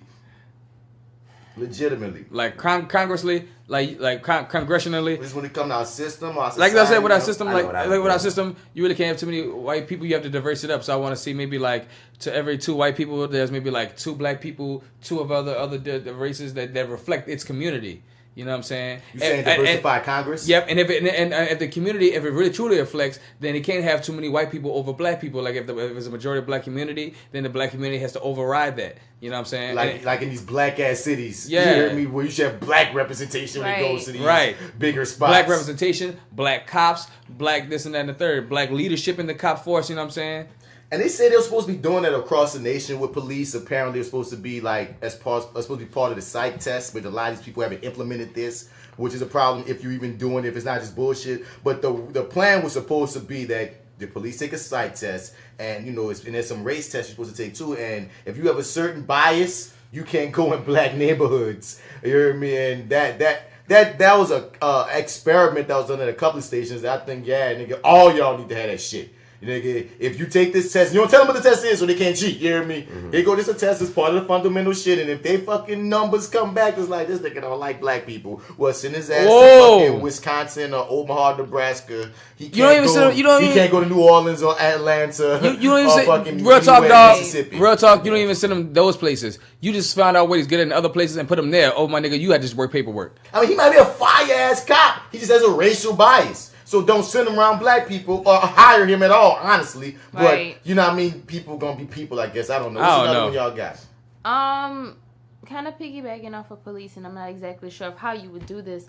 I would want harsher, a more stringent protocol for police to deter some of this bullshit that's going on, which is killing black people, like target practice. But I'm not exactly sure of what that would look like or if it would even work. So I got an idea, Jess. I got one. How about actually sending them to jail? Yeah, that too. How about That would help. How about that? That would help. Make a fucking example out of somebody. Please? That would be a good start. No, that would be a good start. The next start will be really having real. For real, like my brain is just like there's so many things that could be done, but how the fuck do we do it? But send somebody to jail. Start at the basics. Right. Because we so the sentence we keep using that word, but we so fucking conditioned to them not going to jail that you like, man, something needs to happen so that they get somehow punished for the bad things that they do. Bad people go when they kill. How about sending fucking asses to jail? Oh my God. Is there a place that you can go where everybody knows your name? Clink, clink. And they all... No, they're not. They're going to kill you. Cops can't go to jail. They're going to get killed. The cops. But... hey, I'm not for the death penalty, but if your cop ass go to jail for killing black people... You better hold it down. Hey! You better find a way to join it with the Bloods Crips. I believe in torture. I think we need to bring some form of torture back. All right. Metal, as D would say. What That you is saying? metal. What's your shit? Okay, well, mine's is not really political. I'm kind of a humanitarian, I guess I could say. And what I would do if I had the power to change it, I would change the way we consume energy. Okay. Ooh, that's a good because one. only a few people have the power over electricity and coal and just the way we power everything. That's only a couple of fucking people. Mm-hmm. So I think if we got rid of that shit and started using more solar, wave, everything, that's gonna employ way more fucking people who already run this shit. That's the first fucking thing. And then legalize weed. I'm sorry, it's not. Oh, right, everywhere. of course. But that would employ a whole lot of fucking people. It would drive the prices down of food and everything because it's gonna cost less to transport, produce everything, which is good for minorities and just really everybody overall. So it would kind of help with hunger and starving too. So I just think if we just change the way we consume energy, just doing that, it would have a ripple effect on like all the other shit that we having problems with. You know what? That'll also have a ripple effect on money in the sense of saving money. Yeah, right. Saving money, which means that you can spend more, which you can take some of the taxes down because people can spend more on other things now. Yeah, because I mean, think about if like yeah. you didn't have to buy gas or pay like a light bill. Or and like the companies that like make our fucking food, like they don't have to pay for like gas in their trucks and like lights in their factories and shit. Like that would be like a real ripple. So yeah, that's what I would do. That could come save this economy, bring people out of debt. Right. Mm-hmm. I'm gonna take Tupac's. Tupac said, man, I wish that rich people could live like poor people for a few weeks. And poor people could live like rich people for a few weeks. Maybe not a few weeks. And then motherfucker could just have empathy for each other because once you see what living on each other's side is for. I hate money, dog. Like I hate the power that money has. It's a dirty, rotten trick. You feel me? Like money is just paper, dog. But we, like you said, it's a dirty, rotten trick that we tricked ourselves into believing this green paper with white faces has more value than human life. Yep. You rip a $5 bill, you're gonna go crazy. Niggas kill each other over this paper because we've given the power to say that this is the worth of you. This is the worth of you is how much of this paper, this green paper, you can acquire and have hold over someone else. And just oh my God, it just frustrates me how we're trained, especially when you look at they got all these other nations and other countries that don't put as much power behind money and they live happy fucking lives with less. Yep. Oh hell yeah, bro! We meet people that come from this city, type shit. Like Denmark and shit, though. Like we met a girl that came from Denmark and they seem peaceful as fuck. Ooh. And I know that they ain't super balling like like The Rock, Dwayne Johnson. But they're happy with it, like, we are so materialistic, dog, and it's just like crazy, dog. It just kills me. And when you look at the kids come up and you look at them and like, I gotta get this money. Oh, I hate it. This money. It's damn, you obsessed with money and you ain't even got a mustache, nigga. Right. Like, what the fuck? You ain't even got a bill yet and you already obsessed. Right. Especially in a young black household. Oh my God. Because sometimes the young man has got to provide. Yeah. So he really got to think about that money. And sometimes over school. And that's because we've been trained and that's because the game is set up for that. Because the game is rigged. And it's so frustrating, and I wish the media, and this is the wish we have on almost every episode when we talk about the fact of just can we all respect each other as humans? You know what I mean? I wish the media, because it's like we talk about like people don't realize that we are all brainwashed to be straight, So when you bring up gay shit, people get all confused, like, oh my God, that's gay. It's like, my nigga. Bro, gay shit, feel like somebody tickled you. You brainwash people to be gay. No one's brainwashing anyone to be gay by just showing another walk of life that actually exists in this world. Right. Just because it's not new. You know what I mean? If you can be brainwashed to be gay, you can be brainwashed to be straight. You know what I mean? And there's certain things in the media that just makes us all separate. Whether you talk about men versus women, when you talk about gay versus straight, when you talk about white versus black. There's so many versus. And our media in the news and our media in story writing. That's why what you were talking about earlier was so important, AlphaJoe. And when you talk about diversification in just everything, not just Congress, but you write in Congress, but in everything because when you got people who have that walk of life that they've had of, there's nothing like walking like a black man in America, there's nothing like walking like a dark-skinned black man, it's not the same as a light-skinned black man, not the same as a mixed black man, not the same as an Asian, not the same as a Hispanic, not the same as a Jewish person. Everybody got so many walks of life and everybody should be represented, because no way that you're gonna tell me that this bald-headed white man gonna speak to my black ass as far as walks of life. The white man cannot hold everyone's keys to destiny. Straight up and down. And that's just plain straight up and down, son. And I'm not about to speak for the women. I'm not about street. I'm not like, dude, we need more. We need more mix. We need more diversity. Because say it again what you just said, Alf. What I said. Oh my God. Said we need more. You said the white man cannot hold the keys to everyone else's destiny. It cannot ride like that, dog. That makes him straight up. That makes him like, because he can't be the holder of all the keys, dog. Nobody can. Nobody. No one can be the gatekeeper, dog. Equal for sure. Stop lying to me that this is a melting pot and this is a fucking gumbo when it's not a fucking gumbo, when it's not a fucking melting pot, when everything got to lean to the right and to the white. No, fuck you. Fuck that. I don't want to run you. I just don't want you to run me. You ain't gonna never hear me saying, fuck, I hate all white people. Nah, nigga. Like you said, D, we more humanitarian. Bro, white people are the only people who can manifest a destiny. What? You never heard of manifest destiny?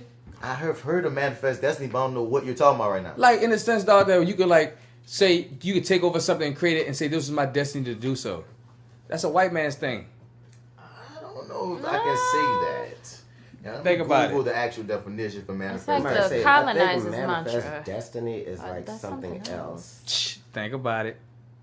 I'm not gonna think about it. I'm gonna Google it. That's what the device is for. I'm about to lead us out. And Joe threw up manifest destiny, and I'm like, well, I know that definition. I haven't heard that in a while. Yeah, it's threw me off right fast. The 19th century doctrinal belief that the expansion of the U.S. throughout the American continents was both justified and inevitable. That's not the only definition, is it? Because whenever I hear that in fiction, they're not talking about that. What else? What are the other definitions? Themes and influences. War. What is this? In 19th, it was a widely held belief in the United States that settlers were destined to expand across North America. There are 3 basic themes to manifest destiny: the special virtues of the American people and their institutions, the mission of the United States to redeem and remake the West in the image of agrarian America, and irresistible destiny to accomplish its essential duty. Historian Frederick Merck says this concept was born out of a sense of mission to redeem the old world by high example generated by the potentialities of a new earth for building a new heaven. So in this, what are you saying, Joe? Not any of that. What? Oh, God. Not one part of what you just read. Let's go back to the original definition at the top. What it says there, in the 19th century decline or belief that the expansion of the U.S. throughout the American continents were both justified and inevitable. Now, break that down. Racist shit. Let me tell you how. That they Here's said another version. The manifest destiny was the idea that Americans were destined by God to govern the North American continent. In simple terms, manifest destiny was the idea that Americans were destined by God. Why did you just repeat? So it was their God-given right to the land. That's what they feel like. That they took over from the Native Americans. Yeah, but so that's you said it's the colonizers model. But you said that so white like, people are the only people that can manifest a destiny is what you said. Like are allowed to. And get away with it, or feel like they can. Yeah, it's like when white people take over something, dog. It's like it's part of everyday government, dog. It's God's will. They can always take a piece of a land and make it their own. It's feel like in America, dog, we can never take a piece of a land. Everything of a land has to be either given and can easily be stripped away. White man can just take a land, even if it's your land, find some way about it by the law system and take that shit. I truly and honestly don't believe that was your original point, but you just made that work for you just now. So I'm not going to shit on your shrub. He did that. You hear me? Because that's okay. See, I had to break it down for y'all, son. I was about to break it down with the North America thing. Like, see, I told y'all. I said racist shit. Quit while you're ahead. People hearing me, they gonna know when I hit that racist shit. If they thought it was their cool right to just take over Native American lands. I feel you, son. The way you flipped it, dog, I'm not going to argue with you. I'm going to let you flip it how you flip it. I think I forgot even what the fuck I was saying to take us out. Wow. Yeah, but it was good to learn about manifest destiny. That was interesting. I could have sworn that, like I said, in fiction or like in media, they use it in another way. Like, I think there is another context. I've heard this term before, like in a different context, and that's what's bothering me. I don't think we have time on this podcast to be going into all that, but it was like, fuck it. But yeah, two tears in a bucket, nigga. Yeah, I'm just saying, like, I guess to wrap up what I asked y'all, like, if America, like, there's so many ways that America could be different, and it's, like, people sometimes come at me and be like, Bats, why you surprised about that? Or, why you surprised about that? It's not even that I'm even surprised when this fuck shit happened, dog. I just get frustrated that we live in this country that claims one thing, that teaches us this certain thing, that will fight us when we speak out about it, whatever. It's so many hypocrisies and contradictory things that come with being American and living as America, as a minority in America, that it's hard to not be frustrated when I see how obvious this is not equal playing field. Because America is itself, so obvious. It's like, what's that quote? It's so hard to be woke and black. Like, what's that one? It's too hard to, like. Oh, I know what you're talking about. To live in America and be woke as a black person. Oh, you talking about James Baldwin? Yeah, Baldwin shit. It's to be black and to be conscious is to be a state of rage. In a constant state of rage. Oh my God. And that's what I be having. It's like when people come at me when I speak online about certain shit, they be like, man, you shouldn't be surprised. I'm like, nigga, I'm not surprised. That's the problem. The problem is when you see the same shit happen in a constant state of rage. It's like with this. It's like the older you get, I was like, I couldn't be an old person, son.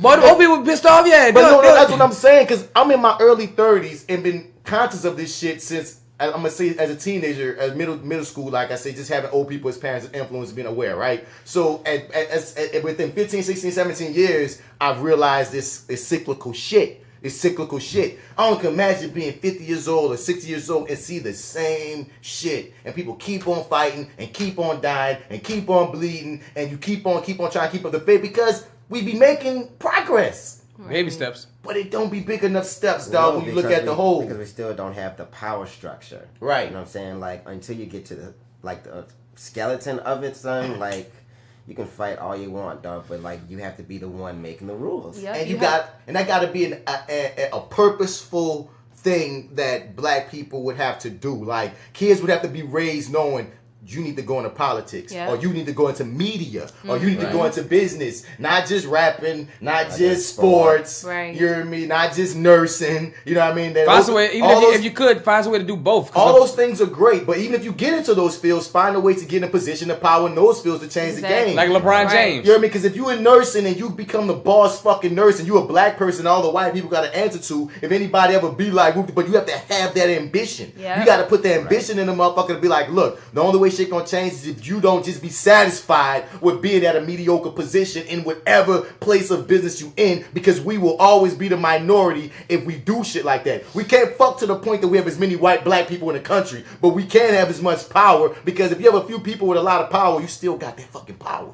Right. But you got to be purposeful about attaining that shit. Right. So true. All right. That's how we're going to end it off then. And that was the ETOUFEE of the day. You dig? So yeah, man, let's get into that Daily Dose of America.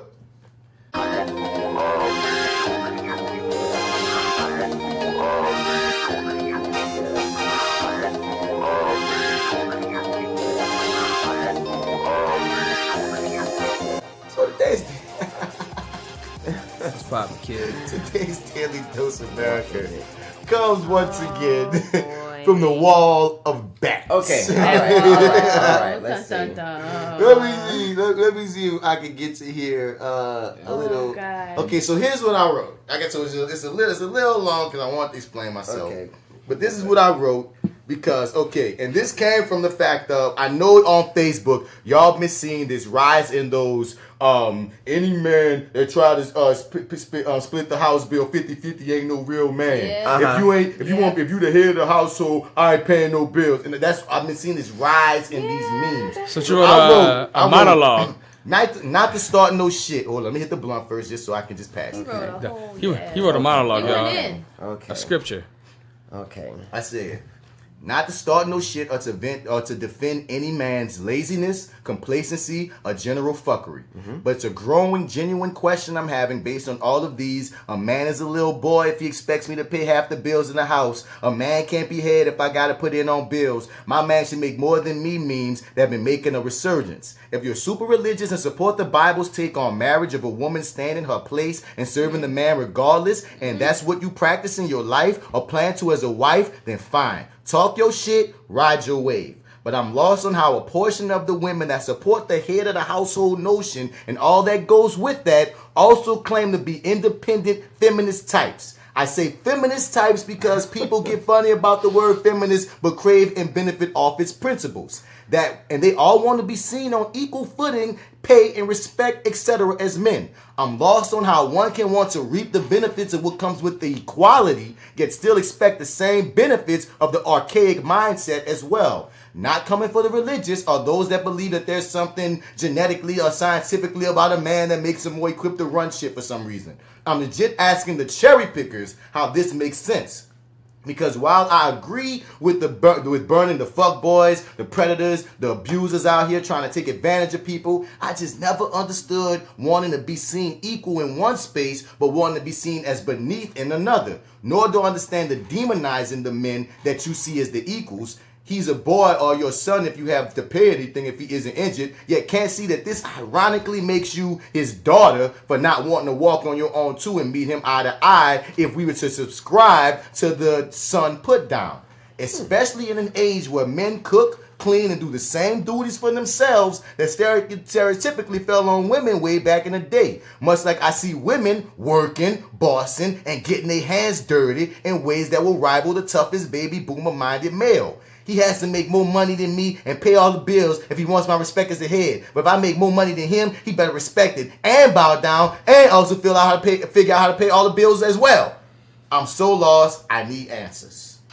Yeah, man. Yeah, man. And I've seen those memes, and every time I see those memes, I'm a woman, and I'm just like, y'all tripping. Like, for me, like, I'm a black woman in 2018 who has been married before, and I've never felt comfortable with having someone take care of me or take care of everything financially. That is icky to me, and I don't understand how, like, you can want this independence but still want, like, unless you're a sugar baby. If you're a sugar baby, that's a very different arrangement. But if you are in a relationship, to me, and you want your independence half and half, like, you can't, I feel like you can't have both. You're contradicting yourself. And then also there's a lot of harmful shit that comes with having somebody subscribing to that belief that someone is going to take care of you and you're going to take that subordinate position, because if you get the right motherfucker, you could find yourself in a very dangerous position. So, such as an abusive relationship. With money. With money, like having somebody control you, having somebody use it against you, like, bitch, you don't do nothing, you don't work this and that. You know, they'll flip that on you. If you have somebody with that's wired that way with an abusive mindset, that could definitely, go off on a power trip. I've been through it too. That's why I'm like, and I wanted my independence, but it was kind of like, no, you're the woman. This is what you're supposed to do. Mm-hmm. I'm supposed to lead. And I'm like, but that's not what I want. That's not what we agreed on. But that's what it's gonna be. So. I agree with you. I don't see how, like, you can want to do both. Yeah, like, that's what I think also. Like, I think the inherent problem with that, like, it's retarded because you're trying to sit on the fence about some shit. Like, it really boils down to, do you want this type of life or that type of fucking life? You just can't have it both fucking ways. Shame motherfuckers, you know what I mean, who do it. Because the thing is, if you want to just be that, because one thing is this. Keep on what you're saying, my nigga. No. And I also have a fundamental problem with the fact that, and I mean, this is something that we've been dealing with our whole life as men, but there is a large contingent of women that base the meaning of a man off of how much money he makes. You know what I'm saying? Like, that's a lot of women. It's not all of them, granted, but it is a lot of them, and that narrative is... it's very, very real, and we feed into it. Society, whether we want to or not, teaches them that shit. Yeah, and they run with it at times. Yeah, so right. That's like a bottom problem, also. And one thing I'm gonna throw in this is we talk about the word provider, and it's like, my nigga, if a housewife is still providing a service, if the man go to work and that's all he does is go to work and decide to come home and won't come home to house clean, kids taken care of, woman and cooked, woman and done this, now woman gotta fuck you and serve you, and this and that. Dog, that's to me, just going to work does not make you the head of the household. You hear me? Like that, you get into the fundamentals of that whole notion of a male is the head of the household. That's one of the pillars of patriarchy to me. You feel me? That comes from the Bible, and that goes from a version of trying to control women and trying to control shit. You feel me? But at the end of the day, what it eventually started evolving into, he make all the money, so you the housewife, so you gotta listen to whatever he say, and you gotta bow to whatever he say. That was real prevalent in the 50s. You know what I'm saying? And it's like one of those things where it's like, well, my nigga, like, if you really look at the truth of the matter, if she's doing this part of the business, even if she ain't paying no money to the bills, if she's doing all this for the house, and you just throwing the finances, and y'all coming together, y'all both run the household. Right, because, like, one couldn't, like, sustain without the other. Nope. Without the other. So I'm saying it's almost like when you fall into, like, the thing is, because there's women, like I said, I'm a leader of religions out there. If that's your practice, do your thing. But they got women who, like I said, they just ride this shit. And I'm like, well, like, they got nuance involved. Like, they got... That's called manipulation. And throw in today's economy being a much different economy. I was about to say, because it's just as hard out here for men as it is for women. That's not fair at all. Get the fuck out of there, man. Look, you making way more money than me, man. And if I fall into a rut or something like that, or if you making way more money than me in the time, man, chill out with all that shit, man. I'm broke, bitch. Fuck, the economy is tough. Niggas out there getting jobs. They trying to get jobs, but niggas ain't. I don't know, dog. It's like, I don't know. I lived through this situation a few times, and I'm just like this. If you can't pay for me a meal some of the times, then we can't roll together. That's as simple as that. If you can't, if I take you out sometimes, you can't take me out sometimes, then ain't nothing equal about it. You ain't gonna split nothing, then it ain't nothing equal. And if that's what you want to be a part of, just be a part of that. Right. But then don't jump on the bandwagon of we deserve equal pay. Why? Why do you deserve equal pay if at the end of the day you want a man to pay all the bills? Right. You feel me? And you want that makes me go, because inherently I want you to get equal pay because we are equals as human beings. Right. You're a woman, I'm a man, we're equals. You should get as much as me because you're not smarter than me, I'm not smarter than you. We're fucking equals. You feel me? We're human. You feel me? We should get equal pay unless I'm more experienced. Unless you're more experienced or whatever. Right. There's context and nuance that will require you getting different pay, but the only time it should be different is based on those contexts. It's based on your resume and skill, not gender. You feel me? But that's when we talk equals. But if you try to tell me that we're not equal human beings, that just because I'm a male, I gotta pay for everything, provide all this shit, because you're a female, you can keep your fucking money to yourself. You don't help with none of the motherfucking bills, nigga. You don't help with shit. But you sucking my dick. Nigga, what? Nah. That's prostitution. Really goofy. And there's a middle ground in there. You know what I mean? You could be a housewife. That's fine. Right. But handle your business. You feel me? The thing is, I can fucking cook and clean sometimes too. Right. You know what I mean? I'm not expecting, because we gonna get to some of these comments, but I'm not expecting this to be a level of, because one woman said this perfectly. She said some niggas out here want a 1950s housewife mixed in with a 2018 worker and don't want, and that's it. You know what this sounds like to me? And that's not cool neither. This sounds just about power, dude. Who's wearing the drawers, huh? Who's in fucking charge and shit, you know what I'm saying? If you're focused on that with your relationship, you're focused on the wrong thing. Right. Everybody has shit to do. It shouldn't be about, who the fuck is in charge and who's calling the damn shots. It's a partnership. It's not supposed to... But it's the inverse. That's what I'm going to throw at y'all, because you got to remember, these women that do subscribe to it want the man to lead. They want the man to make the money. They want the man to pay the bills. And they want, a lot of them want the man to make the decisions. Mm-hmm. And I'm like, if you want the people that subscribe to that fully, hey, do your thing, boo-boo. Just don't jump on here and shitting on other people, one. And two, don't try to be on both sides. I'm such an independent woman, but you want the man to call all the shots? No, I think it should fall in the middle somewhere. It's in the left and the right. If you're on the right side and you want your man to lead, he can lead. If that's what you believe, that's fine, son. But don't act like y'all, it's not no equal providing shit. You gotta do something too. We both gotta do something. We both gotta do something. Whatever it is, we both gotta do something. Is all I'm saying for it to work. Let me ask this then. Let's say, she's living with you and you paying all the bills and she's not doing nothing, but she's keeping the house clean, this and the third. That's doing something to me. But what I see she's not doing, she's not making any kind of income for herself. She's cleaning up the house and stuff. But that's doing something to me. I'm not saying it's not doing something. I'm just saying she doesn't have a job. Okay, yeah, I hear that. But she decides to get a job. Does he ask for money then from her to help pay for the bills, even though he's been paying for it while she's not at work? Depends on the situation. There's very much nuance to that. I think it really depends on the type of relationship.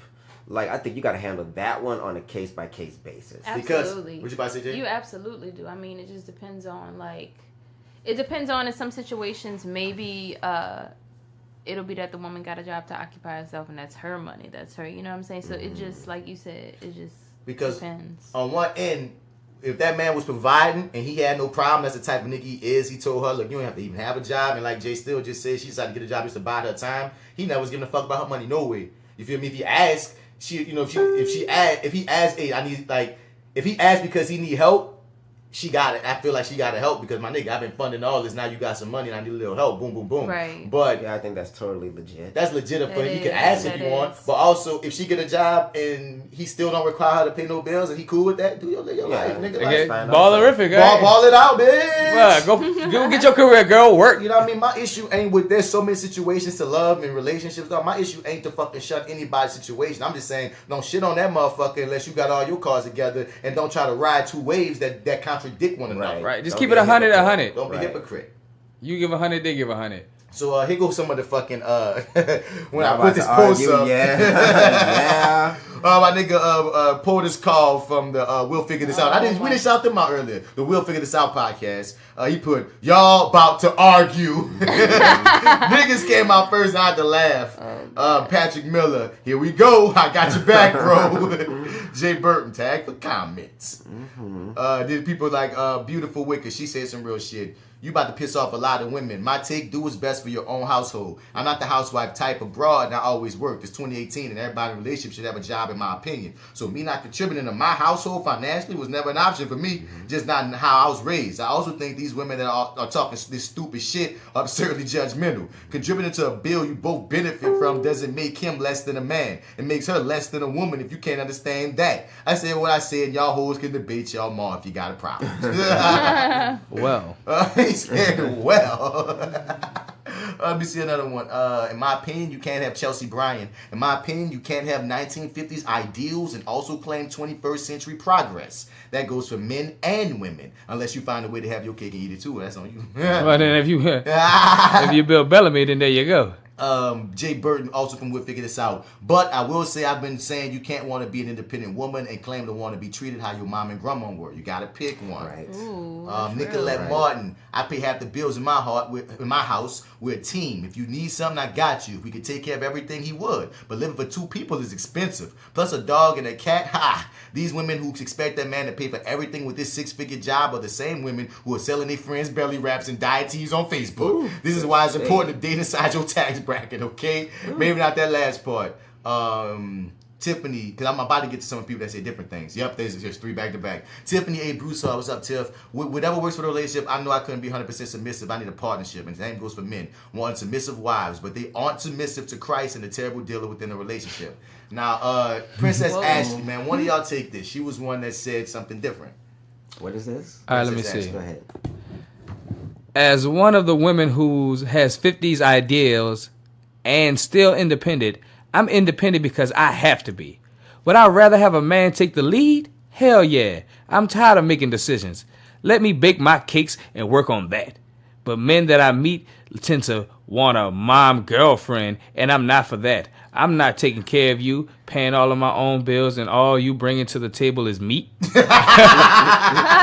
Now I said, but I agree with that off the dump. I ain't talking about niggas that's trying to abuse your power, abuse their power. That's a gigolo, man. Yes, no. Right. If both y'all, I believe in y'all both working, and one fall, the other one pick it up until the other one can get up, and we just gonna ride this wave. And if we, either one of us, get to a level where I'm so rich, I just want to take care of you, baby, or baby, if you decide you so rich, you want to take care of me, hey, man, I know straight up, I'm that rich, Cash Money, Birdman rich, Nigga. Tom Hanks rich. Man, Yeah, look, my baby. significant other got to do nothing. She ain't gotta do nothing, because I ain't gotta do a fucking thing. Right, but I feel like with that, like, y'all would have been rocking, so there's a level of respect. It's like, I got you, but I'm still gonna allow you to do you. You know what? You are That going to was a very work. You're going to work important whatever you want to work on. Because Right. we so balling, you do whatever you think do of, you can work whatever. on. Right. Work on this new project you want to. because it's about the love, it's about us riding, dog. I was never one of the people that even care if my woman make more than me and none of that shit, dog. Yeah, so I'm like, just that was riding. my I can't wait till I find a woman that make more than me that don't give a fuck, boy. Right, like, that's a real situation. Joe, this nigga Well, Joe what? is so I can't wait. I wish the people listening can Oh see my his God. movement. I can't wait. God. Somebody take this other one from Queenie Evans. Oh, Lord. Oh, shut up. Where Queenie Evans at? Right, Oh, Chef. Jesus. I'm feminist. I'm 28. I've been living alone since I was 16. I was exclusively raised in a household where my father was the sole provider and his wife was stay at home. That's my role. Mode. That's my mode and my motto. I'm not religious. It just makes sense to me. I couldn't live with a man who expected me to work as much as I do now, 48 hours weekly, and still cater to him domestically. Nah. I would love to work part-time and make sure our family is strong on the home front, but that's just me. So no one is asking you to work part-time and keep the home up, because y'all Yeah, probably be that's spending over the top. split both of that down both ways too. Y'all both work and y'all Right. both take care of home when you can. And if y'all both born like that, get a maid. Fuck. But she said something that another woman gonna say later. I'm gonna get to Tiffany, but I say this off the dump, my nigga. See, when y'all bring up how it was in your mom and dad household, how your mom stayed home and did, nigga. That's a little brainwashing. No, I mean, no, I ain't saying that. But what I'm saying is, in this situation, That's all I know. in this situation, ain't no. Shut the fuck up. In this situation, your mama didn't work. You work.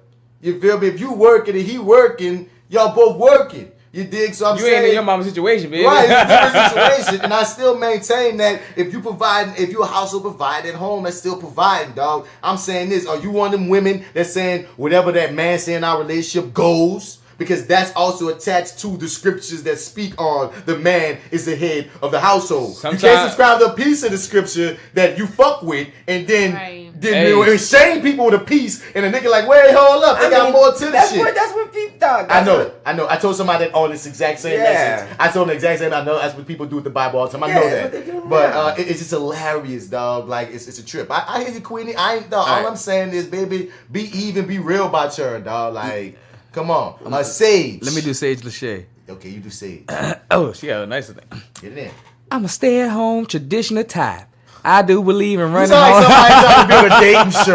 Well, go ahead, motherfucker. Shit, they fucking right. They selling themselves on this. They letting you know. Because somebody looking for a man on this trend. No, stop. I'm not saying that. I'm saying it. Go, bro. Oh, I do believe in running home to businesses to generate extra income and something to pass to our children. I do not do the 50-50, and I also don't shack up. This works for me.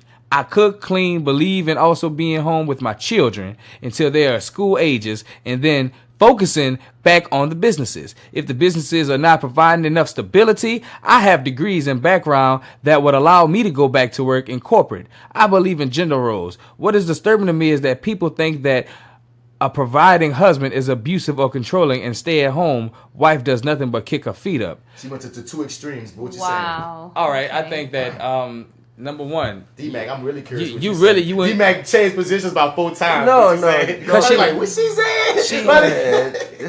She went so many different ways.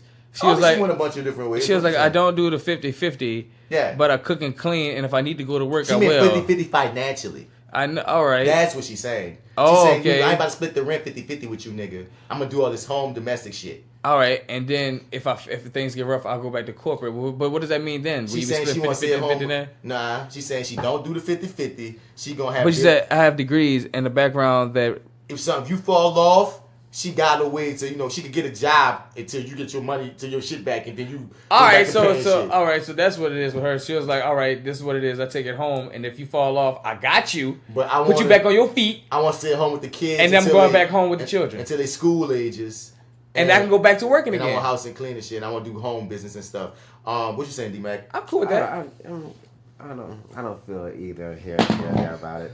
If I got it like that, if I get it like that, we can roll like that. No, I'm just saying in the context of we speaking about the man is the head of the household, and if you speaking, but she basically saying, look, this is the type of shit, and I maintain a lot of these people. Do what works for you, boo-boo. Yeah, she's just speaking for herself, But I still maintain that. Are you still saying that that the man runs the whole house or not?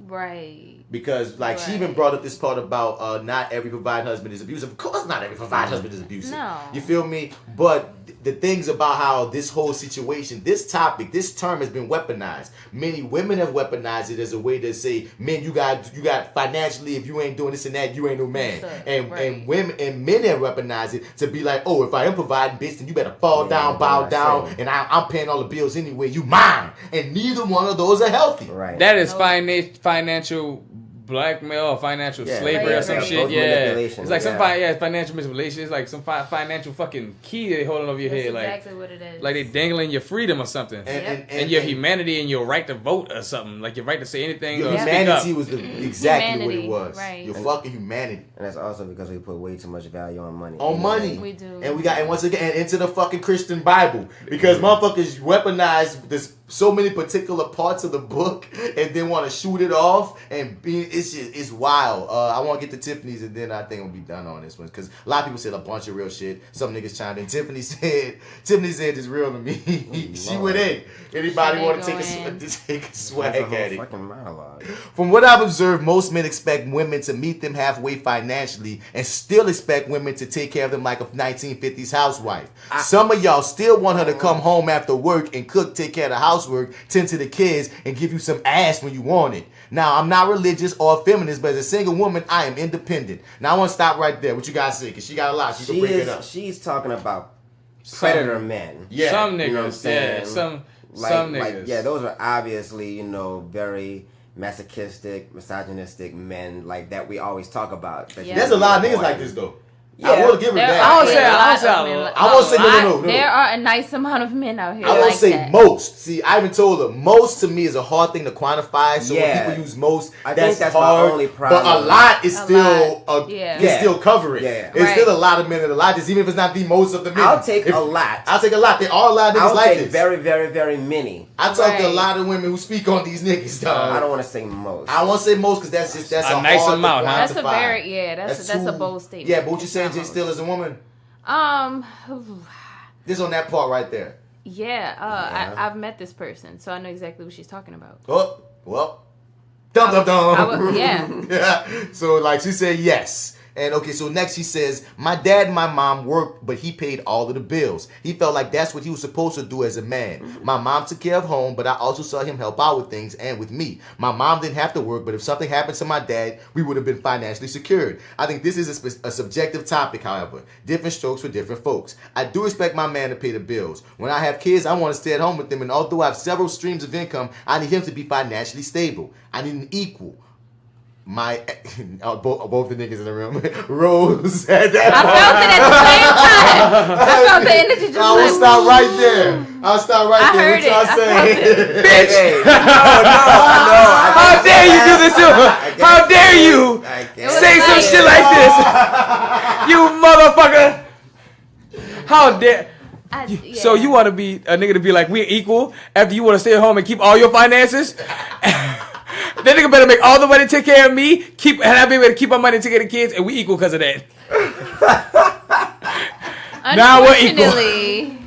Unfortunately, Tiffany is embodying that meme in a way because she's basically it's a mindset, and I know girls that think like this, and I've never verbally shitted on them, but every time I hear it, I'm like, what? You know, it's like, I can't be with if you dating a nigga, he better pay for everything. Are you stupid? I don't care how much you, like, I feel like a hint of that. And I think it's that whole thing, the mindset of avoiding the fuckboy mindset where it's like you getting played if the nigga not taking care of all this and all that. You getting played. It's almost like a defense mechanism. If you gotta pull your wallet out, you getting played. This nigga playing you. He ain't shit him. Like, yeah. And I think that's the false dichotomy, exactly what J.Steel right there. Like, just because you're paying for something, no matter what it is, like if he's paying for something, but you're also paying for something that somehow you're losing, and he's got the upper hand in some kind of way, that is false logic. I think that is some very toxic Hollywood, toxic culture type shit. You know what I'm saying? It's unfortunate too because it's like men are humans as well. Yeah. And we all go through our different things, and I just like, I don't know, I just can't agree with that ideal at all. Like, I get where it comes from in a way. I hear you, but you fucking tripping. Like, people, like, no. Yeah, like there's like a lot of yes, no. Now, this is what I'm going to ride for Tiffany.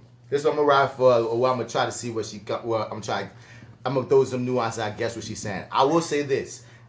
I think when she said, I want us to be equal, that is her firm statement of saying, because for one, like we said earlier, what you do in the house can be just as important as the finances that the man brings to the table. So she said, I'm going to do enough work at the house that even though he paying all this, I'm doing enough to match that. It's still going to amount. And I'm also say, this is what I believe, that what I'm hoping at the very least is she's also trying to say on top of them, she say equal. I'm not the one to say you going to run the house. Right. Even if you bring in the finances, even if I'm staying home and take care of the kids, I want this to be said, but we still equal though. And that's why if that's what she's saying, that's what I'm just taking the type of girl Tiffany is from what I know of her. Yeah. I'm thinking that she's trying to tell me to be like, look, nigga, I ain't saying that nigga gonna run this house. I'm saying that nigga just better hold them bills down. He's better take care of this house. And I'm saying this on the forefront that this is the type of woman I am. And I can't hit on you for that. Well, no. Right. You are true to the game. If you want to fuck with me, look, this is what it is. There is no head of the household. Like, she just doesn't subscribe to the concept of, like, head of a household. But that's selfish as a motherfucker, I think she does, but no, I think you're right. I think she would probably say she does, but in actuality, when you break it down, she doesn't. You don't. You hear me? You subscribe to the man should provide financially,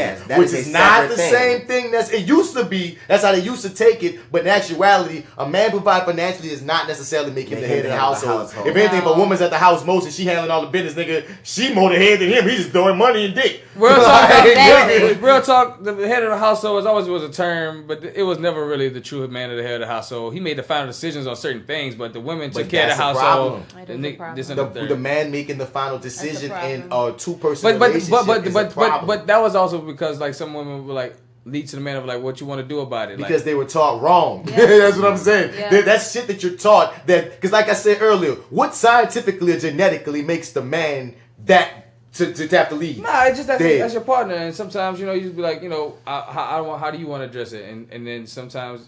But why have to be the man is all I'm saying. Like you said, it's your partner. I guess we both can do this. A woman can make shots, a man can call shots, we can come together. But the fact that it was set that the man is the head is like, there's nothing genetically that says that a man should lead a relationship. Like, the fuck? And that's just old school problematic thinking that we all get taught that we need to challenge. You feel me? What else did she say in this, Tiffany, so we can finish this up? Because y'all all stopped on that one line after last. I was like, I listened to it again. I was like, wait a minute. I got to be missing some kind of context because it sounds a little bit. My ex. What you saying? No, go ahead. My ex-husband paid for everything and didn't care about doing so. I did, however, make sure everything was taken care of on the home front, even though I was in school and running a business. I also think it's important for both men and women to stop expecting things from each other that they can't provide. If I expect him to pay all the bills and something happens to him where he can no longer provide, I'll definitely be able to pick up the pieces financially. Also, just because a man pays all the bills doesn't mean a relationship isn't a partnership. If he takes the financial burden off for you, the woman, he shouldn't have to come home and look for a meal, clean clothes, or see a dirty home. It goes hand in hand. So I hear you, Tiff. It sounds like you are doing a 50-50. I hear you. Yeah, it's like you're not calling it a 50. Well, you are in a way, but the meme is different from what you're saying. You have a whole lot more nuance in what you're saying than with the meme. On the surface, though, it feels like the meme. Yeah, I can see you. I can see you, son. Lord, not Joshua. Yeah, Joshua Lazard. I just wanted to throw this out. Just a piece of what he's saying, which is. A majority of what Joshua, the uppity Negro Lazard, was saying was basically like a lot of shit don't even make sense for black people, like that whole situation, because a lot of times in this country we broke and we need to chip in together and we need to come up together. So when they throw this bullshit out here, when you look at the actualities of things, most relationships, even from back then in the black community, was still kind of 50-50 in many regards. And he was saying, I think it's interesting how many of these conversations you see, man. I don't know if this is the same one, but see man and women, because he replied twice, as utilitarian objects that fulfill gender roles as defined by some type of antiquated form of Victorian living that got imprinted on American culture. For starters, these norms ain't never been the case for black families who's descended from enslaved Africans. And it's not exactly been the immigrant story either, but rather this is a narrative Anglo-Saxons and their descendants have created that many have just adopted, even if it's not been a perfect fit. Secondly, what about hopes and dreams and human fulfillment? Are men just supposed to go out and work some dusty-ass job, be it in an office or some blue-collar job and be like, honey, I'm home every day? Similarly, is a woman expected just to find fulfillment in some work-a-day job or in the kitchen? I ain't trying to blow up the spot way too much and put people's personal lives on blast, but I know enough of the guys on here who have jobs that put them in the creative arts, that is to say, sometimes the checks are big and large and sometimes it's straight-up hustle mode. And that nullifies the argument that men have to be a provider consistently. So where are the women who are able to stand by their man and support his dreams on path toward fulfillment? Okay, Josh. Josh, right. All right. Okay. Stand by your man. That's real. All right. Okay. I ain't about to read all the rest of these, but yeah, that was a good conversation to have, man. And that's what's going on in America. And that's what's going on in America. Shouts out to the women that's providing and supporting. Shouts out to the men that's providing and supporting. Just remember, we 2018 and we all got feelings. It takes a village. It takes a family. We all got feelings, dog. Like, nigga, I like presents. I like, you hear me? Fuck right. I like to be told I'm beautiful. I like Valentine's Day. Yeah, that's right. Hero high. Oh, God. Oh, God. Let's try it again. Hero high, like. Stop the madness. Stop the madness. Stop the madness. Stop the madness. Stop the madness. Stop the madness. Stop the madness. Stop the madness. So for the hero highlight, dog, I want to shout out, man, these white girls out here who said, no, we want to take down Thomas Jefferson's statue.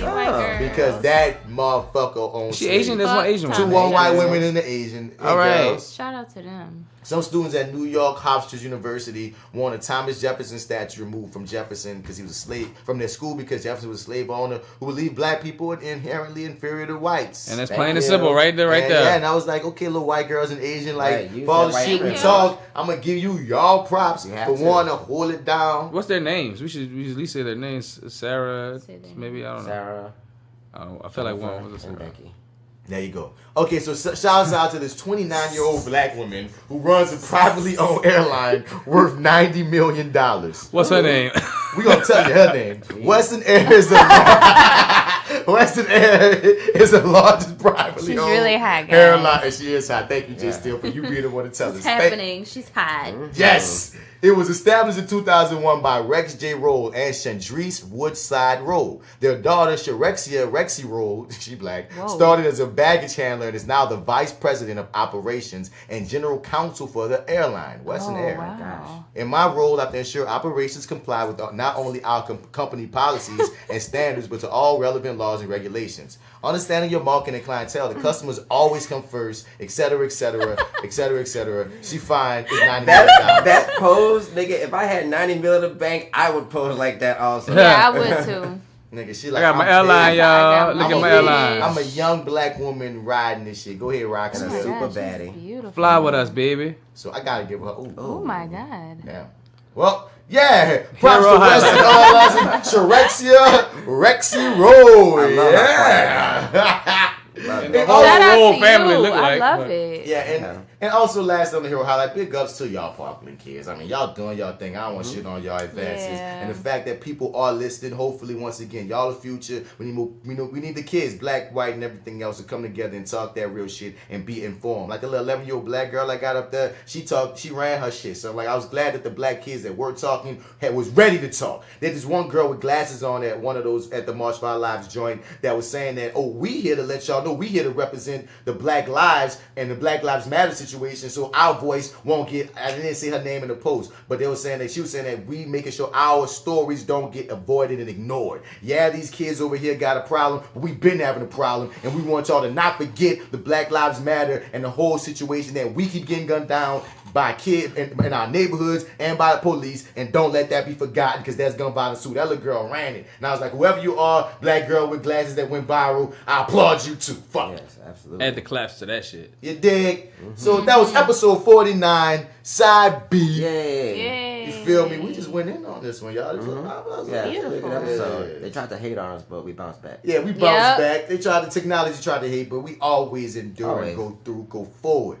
You feel me? Once again, hit us up on flywithbats@gmail.com with any commentary, any freaking problems, anything you gotta say, let us know. We'll read your shit on air. If you want to even promote your own shit, let us know what it is and we'll shout you out. You feel me? We're gonna get it in for you. Also, like, share, subscribe, comment on iTunes to get us bumped up. We need that. Look up the Fly With Bats podcast. And even if it's just going there and clicking the 5 stars, that helps. Giving us a comment helps more. Also, check out the Reviewing That Lightning podcast. We drop that usually on Thursdays and Fridays. It comes on Black Light. It comes on the CW every Tuesday. It's been hitting. It's the blackest TV show, the blackest superhero show on TV. Support, because I'm hoping to get a second season. And send all your information to reviewingthatlightning@gmail.com. This is that actor guy, Martin Bass Bradford. You can find me on all your social media platforms at Mr. Bats. Spell it out or you ain't gonna find me. And for Side Beef episode 49, I'm out here. And of course, it's your boy D Mac. You can catch me on all your social media platforms at FrenchBread.kid, and check out my apparel line. That's at Your Dig with dots in between on Instagram and Facebook.com/Your Dig brand. You dig. You dig. See ya. And it's J.Steel, the little extra spicy relish on top today. You can follow me on Instagram at IamJSteel_, on Facebook at Jessica Elizabeth Johnson. Also, follow The Misbelief at themisbelief.podbean.com. Also, follow my food blog, FatGirlNoLa, at FatGirlNoLa. Posse wine, it's your boy AlphaJoe, fresh out of the gumbo. And if you're out in the streets and you're looking for me, you can find me on Facebook at Joseph Alphaman Pines, Instagram Alexander the Ape 3, and fuck it, that's where I really be most of the time. You can Snapchat me, but I really don't check that either. But if you want hit me up on Soul Swipe or Tinder, I got one of those. He said, you can't snap me, but hey, give me my DMs. Slide. And for side B, we out this bitch. Yes, indeed. This is your favorite potty mouth pothead podcasters, man. Chillin' on the couch, hey. On my pouch, just waking up, watching Homeboy House. Thinking about the day I had to press rewind, play. When I say being a doctor was my goal, ambition, thing I wanted to be. Until I learned the work that it took, and I would be in infinite debt. Then I imagine myself 80 years old, dead with debt over my head. Too much doubt, gotta go another route. Once I got on the music, I ain't never getting out. I envision my life and how I'ma live it out. Kids and a wife, I hope I figure it out. So until then, rule 10, gotta wrap it up, cause life moves on even if we get stuck. So I turn back on the tube, now I'm on a cool, watching set it off, wishing I would make moves. The Tipo was a fool, but the blues, it will hit ya. So you stay inside so them bullets might miss ya. You can get your issue any single day, make beats at my home so I never fade away. Learning notes and keys, I gotta sit alone. I used to pray to God, but we don't get along. Preachers and believers trying to turn me around, but I should still be proud even if I'm not down with G.O.D. My real F-A-T-H-E-R, not in my vision of tomorrow. He's still living, never forgiving. I oughta try and get along, but twice he ran alone, so now I stand alone. But I ain't lonely. Wheat, cheese, and turkey used to be baloney. Smart kid growing up, but that in an instant. Winning every day, see my past in the distance. I don't regret a thing, cause I love my existence. Kinda militant, but that's just sentiments from living this life. Still got an open mind. People surprised I never been shot or did time. Step out on the porch, nothing never changed. Stuttering Jerome, old girl, what's her name? There go old Missy. Look at Miss Barbara, and the lady who made the frozen cups daughter. Yeah, I got smarter, learned from the dumb. Been in my own lane, just never had my own drums. Used to rap about clapping, ain't never had a gun. I was just imitating, but with a little patience, I'm 3 years ahead of my time and stimulating for me to imagine what would have happened if I was saving like every week. Cause living off pennies ain't sweet, it's bitter. You can be my nigga, but they don't mean that you fam. Trust is like putting a loaded 48 in the hand of a woman or a man who got ulterior plans. Now you're looking at your casket, the invisible man. Cars and the glam and entertainers demand. Isn't what I need, have me like Joe Queen, Phoenix. I'd rather never have an image, but shout out to the ladies and jits whoever did it. I ain't a known rapper, but I represent it. Up on the track, New Orleans to the ending. Looking at a picture, the past feels near, but I'm living in the now when she sold last year. Gotta go to work, do I wanna go to sleep? Been up all night with this beat on repeat, but life don't wait and money don't make itself. I need stability, but what I want is wealth.